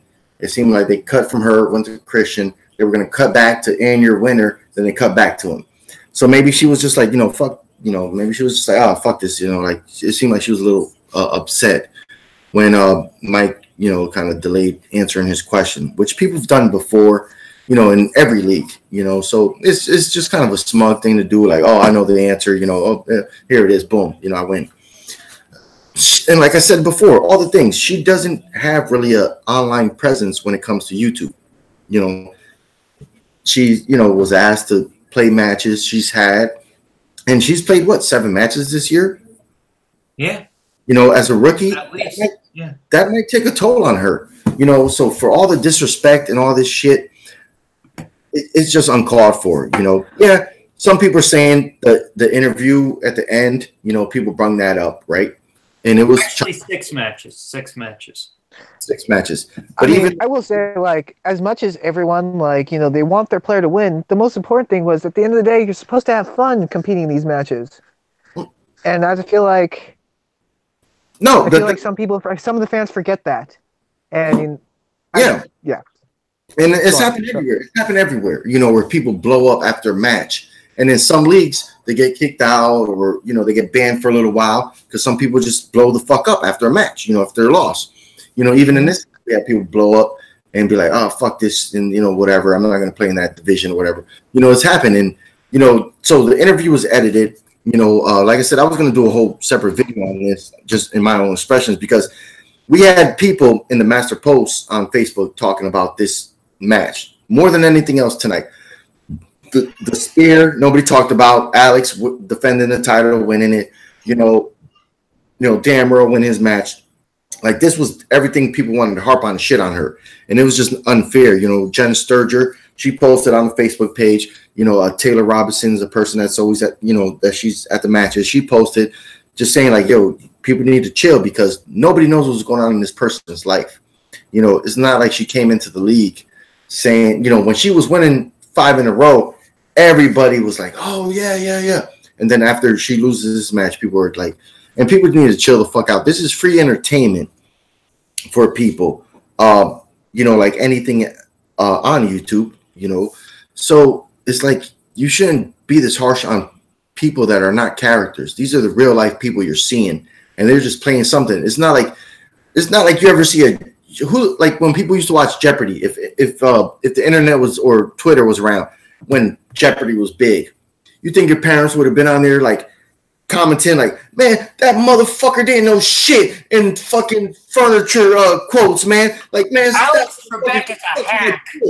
You know, it's like, what the like literally, like you're like, oh man, Alex Trebek, like, man, well, not even Alex Trebek. It's all about the competitors. Like, that stupid Alex Trebek rigs the matches. Yeah. But just the competitors say that or something like that. Oh, bro, like on Jeopardy, if somebody won 4 days in a row and had like $80,000 saved up, then he lost the 5th day. And people were like, man, that motherfucker, man, fuck him, man, that bullshit. Like, it's just like, yo, these people take time out of their day. They go to a setting that they're not comfortable with, some of them, you know, and it always takes a while. Just like Rachel Cushins. She was never in front of the camera before the Schmoedown. She started playing. She got comfortable now. You know, she's really into her element, and she's very knowledgeable. Just like Mara Kanape. She's very, very knowledgeable with studying all the time, which nobody's paying her bills on here, you know, or online to judge her. You know, so she's taking time out of her day when she lives, you know, in LA. So she's probably got other things going on, you know, to make money in LA. So, you know, she says she's studying all the time, you know, watching movies and probably like watching movies she doesn't really care to probably watch and be like, okay, you know, I'm trying to get all the knowledge and all that stuff. And to lose by 1 point, people need to chill the fuck out. Yeah, she didn't really want to talk at the end of the match because maybe, you know, she was having health issues. And when you lose the fucking title, you're not going to be up there like, oh, man, that was so cool. Yeah, high five to the cocksucker that was, you know, being like, and, you know, Mike Kanowski was playing his character. He was the whole heel. He was the biggest heel, you know, overall story arc of this year. You know, she lost the belt to him. So if she was upset and didn't really want to talk at the end, you know, people shouldn't crucify her for that. That's fucked up. You say you're a fan, you know, you're watching this stuff. Casual fan, extreme fan, fanatic, like which all that other shit we're not gonna talk about tonight. But you know, you watch this stuff, just give it a thumbs up, you know, and you can say like, oh yeah, I could have answered that or I could have answered this or whatever. But to attack another human being that you don't even fucking know personally online is fucked up. You know, when they're doing this for you, yeah, they're doing it for them to say, oh yeah, I'm good, you know, I know some stuff, but at the end of the day, if people are watching the show that they didn't create, that they're just jumping on to have fun with, like, have some fucking respect, man. Yeah. Yeah, definitely. Yeah, so as far as that goes, that's our thoughts on that. Now, let's move on to something more fun. The singles championship match, which was John Roca versus Ethan Irwin, which was a really, really fun match. John Roca, Ethan Irwin, this is the big one. This is the big Saddles Championship. John Roca comes out with, his horseman. Ethan Irwin comes out with Jay Washington. At the end of the first round, both are tied 7-7. Richard, thoughts on that? It was a great round one. I was expecting, Roca to have the blindfold. He did not. I was like, oh, no blindfold for Roca? That's his game mode, the blindfold. Yeah. I mean, when you're tied up 7-7, good run. Yeah. That's all I gotta say. Even. Yeah, I thought the very beginning when they showed them talking, all the big dogs, when they showed the manager Jay Washington, when you had the outlaw, the champion, and Ethan Irwin, they were all doing their little talk in the right before the match, and then they had their separate intros, talking, and then they had the intros, which the intros were cool. It was good seeing Matt Knowles there, so that was awesome. With his partner, and yeah, 7-7. Both of these guys know movies, and yeah, the first round, good questions, fair questions. Some of them I didn't know, obviously, because I'm not a genius at this shit, or I would have been at the Schmoedown. But yeah, to see them both tied up 7-7 after the first round was fucking awesome. Yeah, definitely. Yeah, I mean, these are both incredible players, and 7-7 is exactly where you want to see them, because that's great job from both of them. Then, all right, moving on now to round two. Round two starts. Roca goes up first, and Roca goes up first, and he gets category sports, which we later find out he chose to have on the wheel. He didn't do very well with this one, and he only got no. Actually, sorry, Ethan Irwin went first. Yeah, with Denzel. Yeah, sorry, that's my bad. Ethan Irwin went first with Denzel, and he got his score up to 14 points. Roca, staying at 7, Irwin getting 14. Then Roca gets sports, and that definitely helped out Irwin a little bit, bringing the score 11-15 at the end of round 2, and 11-15. So definitely creating a harder gap for Roca there. Haven, what are your thoughts on round 2? Oh, my fault. Oh, shit. My fault. I was going to go smoke. That's fine. I can go to Richard first. Yeah, you caught me trying to get a quick smoke in. Do you want me to go to Richard first? Okay. Richard, thoughts on round 2? Yeah, I mean, round 2, they both kind of hit, for me, those are two tough categories for me, Denzel and sports, at least for me personally. Because I've seen a lot of Denzel movies, but Denzel seems to play a lot of similar characters, so I always get those, especially when it was, in the 90s, a lot of his characters were very similar. And I was kind of bummed Roca didn't get the Mighty Ducks question. That kind of hurt me a little bit. Because I consider the Mighty Ducks a cult classic. It was my childhood. Loved it. But, I mean, those sports questions were... Again, sports questions can be easy or can be tough, and he got the tougher questions, obviously, because it's the championship round. And Ethan was able to get a steal from Roca, and Ethan did really well with Denzel. Yeah. Haven. Oh, my bad.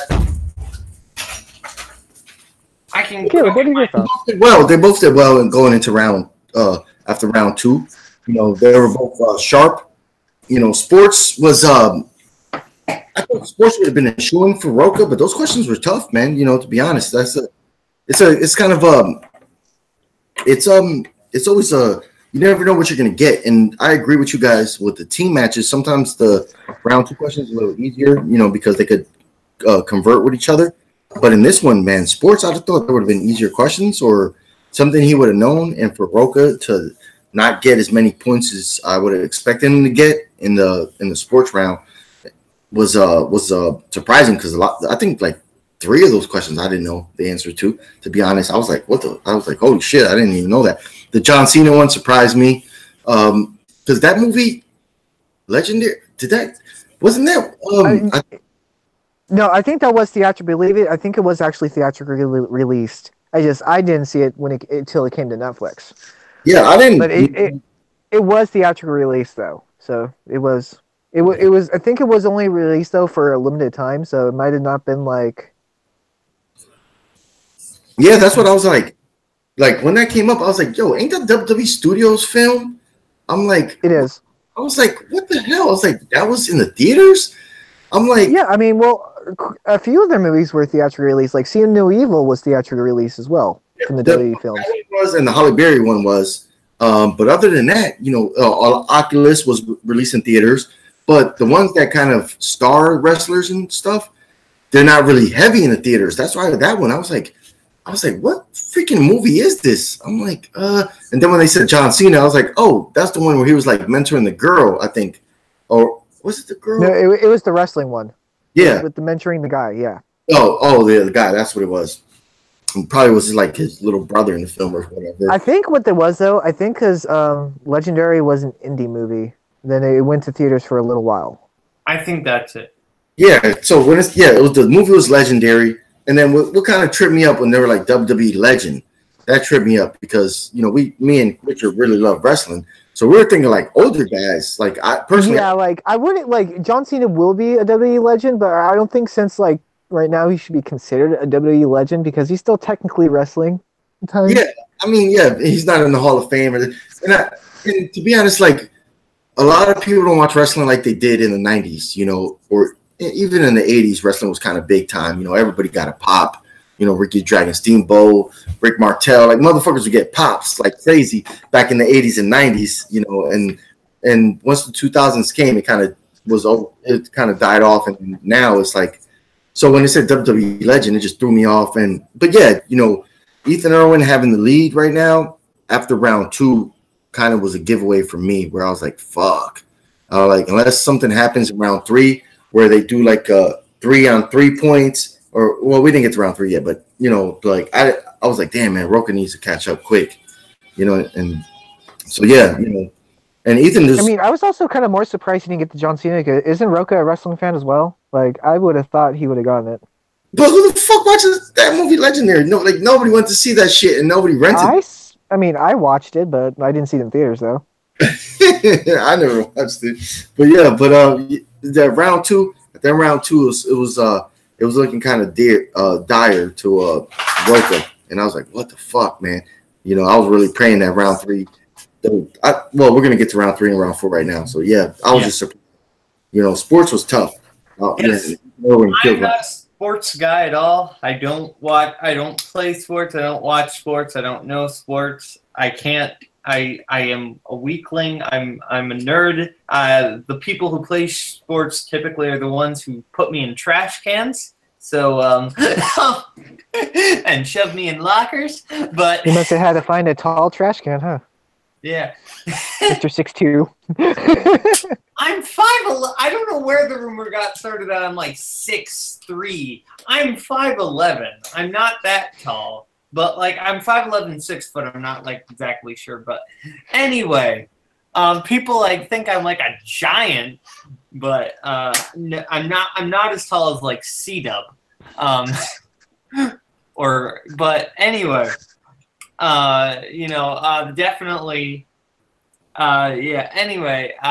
Roka definitely struggled with sports movies. Irwin showing why he's the champ, playing very well with Denzel, or why he's now the champ, I guess, kind of spoiler alert, but you're not watching this show if you haven't seen the All Act or the Spectacular yet. So, not really a spoiler. But you never know, Caleb. What? You never know. This could be your most exciting thing where you're like just waiting for me to say how it ends because I can't watch the matches, so I just watch Schmoedown All Access instead. If you are that one person, hi, how are you? But anyway, definitely that round definitely kind of showed where the match would be going, and end of round 3. The question, or at start of round 3, question in the category disaster movies was Gene Hackman's job in profession. That's the word I was looking for. Profession in Poseidon Adventure. Both of them get that right, but Erwin bet a lot more points, bringing the score 13-18. Then round 4 goes up, and the speed round happens, and the speed round scores 15-20. But there was a very funny moment in the speed round where the question is, in the Glorious Bastards, who plays Lieutenant Hirschberg? And neither of them answer. And the answer was Sam Levine, and then Sam Levine comes out running. Haven, what are your thoughts on rounds 3 and 4? Yeah, the round 3 question was they both got that one right. You know, I wish Rocco would have bet more points. What did he bet? 2 or 1? He was Bet 1. Yeah, 1. Like, oh man, if he would have bet 3 points, it would have been a little closer. But and then round 3, what was it? 18-13. Yeah, 18-13 in round 3, and round 4, Yeah. 15-20. Yep. Yeah, the round 4, that Sam that Inglorious Bastard question was another highlight of the evening, because I personally asked that question here at least 4 times in Jack of All Trivia since we've been here. You know, with different players, obviously, you know, that probably didn't watch a match that we did that one. But I always thought it was funny because it's like I wrote that question specifically because all of us met through watching the Schmoedown. And Sam Levine plays in the Schmoedown. You know, he was former champion, you know, former team and heavyweight champion. And for both of them to it was like, that was, and then Sam Levine shows up, you know, and he's just like, you know, we're done. He's like, that's it, we're done, you know. So it was really cool to see that he was there.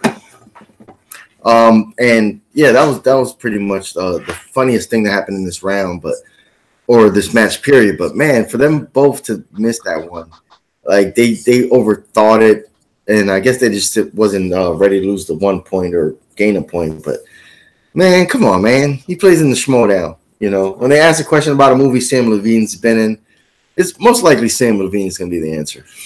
Yeah, yeah. I knew it because I remember the character Hirschberg because, but Roca was unsure if it was Hirschberg was Sam Levine or if Hirschberg was the name of Eli Roth's character. So you never know when it comes to that. But, you know, speed round's always tough because you don't want to risk a point. Yeah, but that answer wasn't accurate for John Roca because he said, "Oh yeah, you know, I was thinking of the Drew Bear character, and that's the dude's character throughout the whole movie. Even if you look on the cast, his name is Drew Bear. No, you know, his name is Donnie Donowitz. But yeah, but you couldn't give the answer of Drew Bear. Well, I mean, they call him Drew. Who plays or Sergeant Donnie Donowitz in Glorious Bastards? Yeah, that's true. Yeah, Richard. Yeah, I mean, it was really funny for the spear of Sam Levine. Like, I can understand why not betting it because, like, it would be kind of an obvious answer, like, because there were other members of that squad in the Glorious Bastards. Like, there was the one that was the Hungarian. I can understand why they didn't want to risk the point because there are other people in that squad besides Sam Levine, Eli Roth, and the Donnie Donowitz character. Like, it could have been like one person who didn't necessarily have a speaking role. I still want to know what happened to Sam Levine's character in The Glorious Bastards because he was never killed off and he wasn't in the theater where it blew up. So I always wondered what happened to him. I think he just left with the rest of the team. I think Yeah, that was the one thing I was always confused about. No, I mean, it was a really. I thought he got captured, or he was with Eli Roth, right? Or wasn't? No, I think Eli Roth was by himself. No, because Eli Roth and somebody else was the ones who gunned down Hitler. Yeah. I think Sam Levine may have gunned down Hitler, and we can assume both of them burned in the theater fire, but I'll fact check that. He was not in the theater. I can tell you that. But we're not talking about Inglourious Basterds, we're talking about Schmoedown. It was just super funny, that question. Like, Sam Levine coming in, be like, nope, this is my belt again. This match is canceled. And it's always funny when like Sam Levine gets a question when Sam's in the room or even competing. It's always funny. And the disaster going to the betting round for the disaster movie, I can understand why Roca only bet 1 because disaster movies are like very difficult when it comes to movies because it could be any movie, like any disaster movie, anything. So like, I can understand why you're only betting one. Like, I probably would have bet zero. Me personally. Yeah. Yeah, I wouldn't have bet that much disaster movies, and I also probably would have got it wrong because I've never actually seen the Poseidon Adventure. But yeah, it was a solid round, but you kind of knew the way it was going to go. The match was going to go after that because 5 points down at round 3, you kind of got to hope for a miracle. Or round 4, excuse me. Yeah. 5 points down at the end of round 4, you got to hope for a miracle. And then Roca goes up. He gets his 2-pointer. Who plays Colonel Richard Strickland in The Shape of Water? He gets that right, Michael Shannon. And this is where I was surprised he got it wrong. Who directed and starred in 1994's Reality Bites? And he gets it wrong. The correct answer was Ben Stiller, and he said Ethan Hawke, who I'm not sure Ethan Hawke has directed anything. And then who plays head engineer Paul Stafford in Hidden Figures? And this was a tough question because I also said Kevin Costner when the actual correct answer was Jim Parsons. And Roca loses the match via TKO, and Irwin becomes the champ. Haven, what were your thoughts on the match as a whole and Irwin's the round 5 questions? All right, I'm gonna go to round 5 first. Roca was trailing, so he gets his 2-pointer right. His 3-pointer, I wouldn't got either. That was a good 3-point question. I never, even with the way we do round 2 here, well, I guess because directors, that dude hasn't really directed too many films. He directed a few, Ben Stiller, but I wouldn't have got that one right. I blanked on that. And then when it came to his 5-pointer, that was a tough one, but it was fair because tough questions are supposed to be in the 5 round. And, this was what he missed on the question was, and I haven't even watched this yet. I'm about to watch it after this. I would have never guessed that. I don't even know if Kevin Costner was in this film. No, he's in the movie. I've seen it. Yeah, he's the boss in that movie. Oh, okay. So that's I think 95% of people. If you only see the trailer or maybe the movie once and are not really big into movies, like you might have seen it or something, then Kevin Costner would have been probably the top 3 answers. When you just have to think of an answer on the spot. But that was a good, like, the questions were fair, and that was a 5-point question that I just didn't know, and it sucked, man. That it sucked that Roca just wasn't able to. To me, it sucked. If he would have got his 3-pointer, it would have went to I believe it would have went to Ethan, or if he would have got his 5-pointer, it would have went to Ethan. And for him to miss both his 3 and his 5, man, especially for the round round 2 he just missed too many questions, to keep the title, and it fucking sucked, but he played well. The questions were just not in his wheelhouse. And Ethan is now, hands down, he's just not Rookie of the Year. He's only been here this year, but this fucking guy is 7-1, and he's the world champion. This dude is Player of the Year and Rookie of the Year, in my opinions. I'm not sure about Player of the Year, but definitely Rookie of the Year. He's 8-1 with the title. He's 8-1 at the end of the year with the championship. 7-1 actually, but I think definitely nomination for Player of the Year. I think Player of the Year is like overall, so I look at it as performance in IG teams and singles. So for me, I actually got to give it to Sam Levine because this year he got both. He's not a rookie. Not Rookie of the Year. I think Rookie of the Year for Ethan Irwin. We're talking about Player of the Year. Oh, Player of the Year. I think singles Player of the Year, definitely Ethan Irwin. I think single player.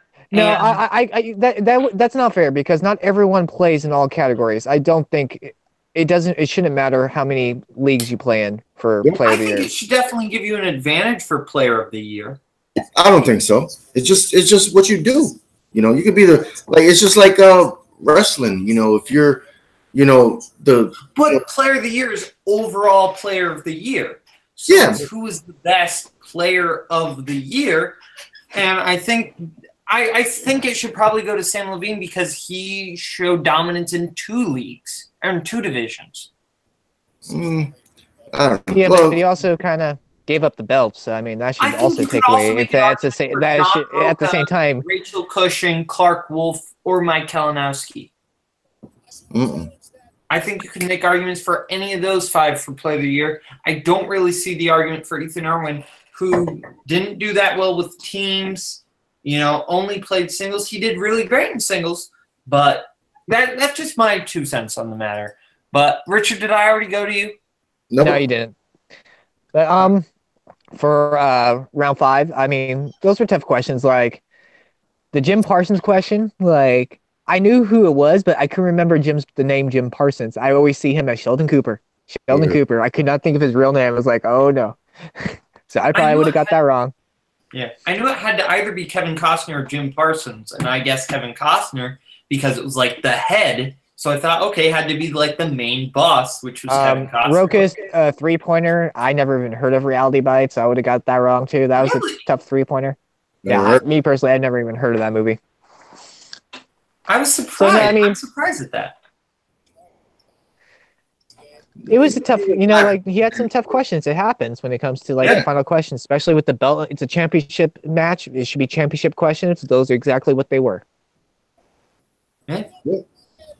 And Ethan became champion. Congrats to Ethan. Yeah, definitely. As far as my thoughts, it was a great match. I was surprised Roka missed Reality Bites, but the other 2 questions, those pretty much did the way he could. It was really the round 2 and 3 that really definitely were the obstacle for him in that. But yeah, overall it was a great match. I want to talk about the little post-credit scene, which was Finstock's been looking for his masks the whole time. And who has it? Robert Meyer Burnett. Robert Meyer Burnett's coming back, season 6. That's going to be a lot of fun. Do you guys have any thoughts on that, Haven? Yeah, we didn't get who Richard was going to vote for Player of the Year. I would like to hear what he has to say. Richard, who's your pick for Player of the Year? Honestly, it's really hard because I feel like a lot of people could be up for contention. Like, I feel like Ethan could have been up. Ethan could be up there. I mean, Sam definitely could be up there. I'm not saying he shouldn't be. I'm just saying it shouldn't be a factor that he was dominant in multiple leagues. Shouldn't be a factor. I say Mara should have been up there because he only had 1 loss. Being 7. There's Ben Bayman could be a possibility because he was doing really well this year. Like, there's a lot of people. If I had to go, I would say Ethan for Player of the Year. That would be my pick. All right. Yeah. Haven, thoughts on the Robert Meyer Burnett cutscene? Oh yeah. We jumped. That was super funny. That was not even funny. That was not even funny. That was awesome. We haven't seen him for a very long time. He just after we just haven't seen him since something happened, and we haven't seen him in a long time. He is still on YouTube. You can find him, doing videos on another channel, which is I forget the full title right now, so I'm not even gonna say that. But I really like this guy, man. And this is really this came out of nowhere, and it's actually really freaking cool because he was never the strongest player. He never really played a singles match in movies. He played in IG, and he was the first ever IG champion. Yeah. And he played in tag teams. So you kind of see what he does. But I don't, and so I remember him personally as just like a guy that was really genuine with comic books, really knew the history of comic books. So it always fascinated me hearing him talk with Schnepp, and that's what I loved about him. And when he was playing matches, he was really fun and entertaining. He always screamed and this and that, and he tried to jump into storylines and be a part of a team. And that's why I think this is so unique because he was part of a team He of a was part of state. Lions Den, and then they kicked him out. I mean, he was originally Horseman, and then he Oh left. yeah, Yeah, Horseman, and then Lions Den, and then Blofeld's cat, and then he just kind of disappeared. Yeah, you're like, he was part of Lions Den. I'm like, wait a minute, no, He was Lions Den. Yeah, he was. After he was something Yeah. else. I'm saying it was intriguing because out of all the players in the league, for this kind of go to full circle, he was a part of the original Horsemen. Then he turned on them, and then he left the Lions Den.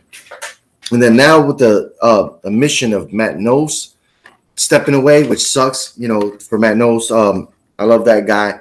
I always thought he was such a great player. For me, he's one of my favorites. He's easily in my top 5 players, just because of his personality and who he is. Like, for some reason, I just latch onto him more than some people. And I like Matt Nose. So it was a tragedy, and it sucked, hearing that he's just like, not a tragedy, but I'm trying to find a word, but it sucked that he was like, stepping away from competing. Maybe he'll be on the desk. It would be great to see him. Hosting matches would be cool. Things like that. But to have it go from right now, where we have Doc maybe doing a face turn, Ben Bateman after he got speared, Matt Riley's part of the Horsemen, and now that Matt's gone, maybe Ben Bateman steps into the Horsemen, and then of course they're gonna bring in their manager, because I don't see Mark Riley and Ben Bateman kind of shit on Finstock. I mean, I guess they could, but that's not really a face thing to do. So if they all join, and Robert Meyer Burnett right now, he burned Finstock's mask, that used to be a part of both teams, both factions. I could see him coming back and being like a manager next year of a heel faction, because like I said, he never was really strong into movies, but he's strong in comics.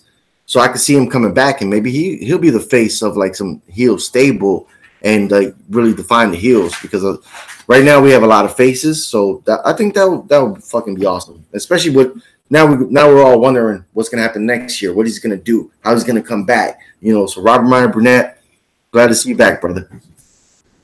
Yeah, Richard. Yeah, like the Robert Meyer Burnett reveal is actually one of the ones that I was surprised. Like, that was one that was like, I was surprised about it. Like, I wasn't expecting him to appear. Like, I thought, like, I don't know, when I first thought the mask was missing, I thought maybe Emma took the mask. I thought even maybe Mark Riley took the mask for some strange reason, because that would have been an interesting turn. But seeing Robert Meyer Burnett to come back, I'm very excited to see. It sucks that Matt Nost is not competing anymore. However, like, he didn't necessarily say he was, retiring from the Schmoedown in general, just competing. So, and then since when Christian said that there are going to be more than one commissioner, maybe Matt Nost will become one of the commissioners. Yeah. That's pretty cool. Yeah. And Oh, it was. I think that was like one of my favorite cutscenes at the end of the Spectacular was the Robert Meyer Burnett reveal. That's so awesome. I think he could come back, start a faction. I don't know. And Haven saying, Ben Bateman may join the Horsemen, like, that would be kind of weird, just because like Roka and Ben had that feud for like the longest time this year. He got speared, bro. So maybe they lead up to it next season. Like, maybe halfway through he joins up with the Horsemen. Bro, his fucking partner pretty much stabbed him in the back, bro. Speared him through a table. Yeah, but still, like, there was still tension, animosity this season. I feel like for the character-wise, there need a lead up for Ben to join the Horsemen, not join the Horsemen right away. Yeah, just because he's, got speared by Andrew Guy doesn't mean that he's going to join the Horsemen. Like, if anything, I could see Mark Riley betraying the Horsemen and then Bateman and Mark Riley making their own faction. I don't really see that, but who knows? Yeah, who knows? Yeah. That's what's so exciting about the Schmoedown. Anything can happen. Yeah. Yeah, we should do a book, the Schmoedown next season video, because there's a lot of stuff that can happen. Yeah. Okay. Well, unless anybody has anything else they want to say, this has been our giant Schmoedown spectacular show. Our big season finale. So we're going to go see around the world where we can find everybody. Richard? You can find me on Facebook under Richard Schwartz. You can find me on Twitter and YouTube under External Void, where I do mobile gaming. And that's about it. I'm very easy to find me. Yeah. My co-host, Haven.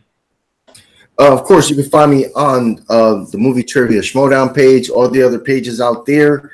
The community is really coming together right now on Facebook, so that's pretty cool. I guess it's the holiday season, so everybody's really stepping up and just being kind to the fellow man. So that's really cool if you go on the Facebook page. Of course, on Facebook, you find me at Jack of All Trivia. And then on YouTube, I'm at Jack of All Trivia. Yeah. You can find me hosting Schmoedown All Access every Sunday, 3 p.m. Eastern Time. You can find me on the Jack of All Trivia channel playing trivia and anywhere where good trivia is found. And yeah, find my YouTube channel, Caleb Boatman. Yeah, this has been Schmoedown All Access from the glorified jobber, from the villain, from me, Lil Boat. This has been the season finale of Schmoedown All Access. Bye-bye. Bye-bye. Bye-bye.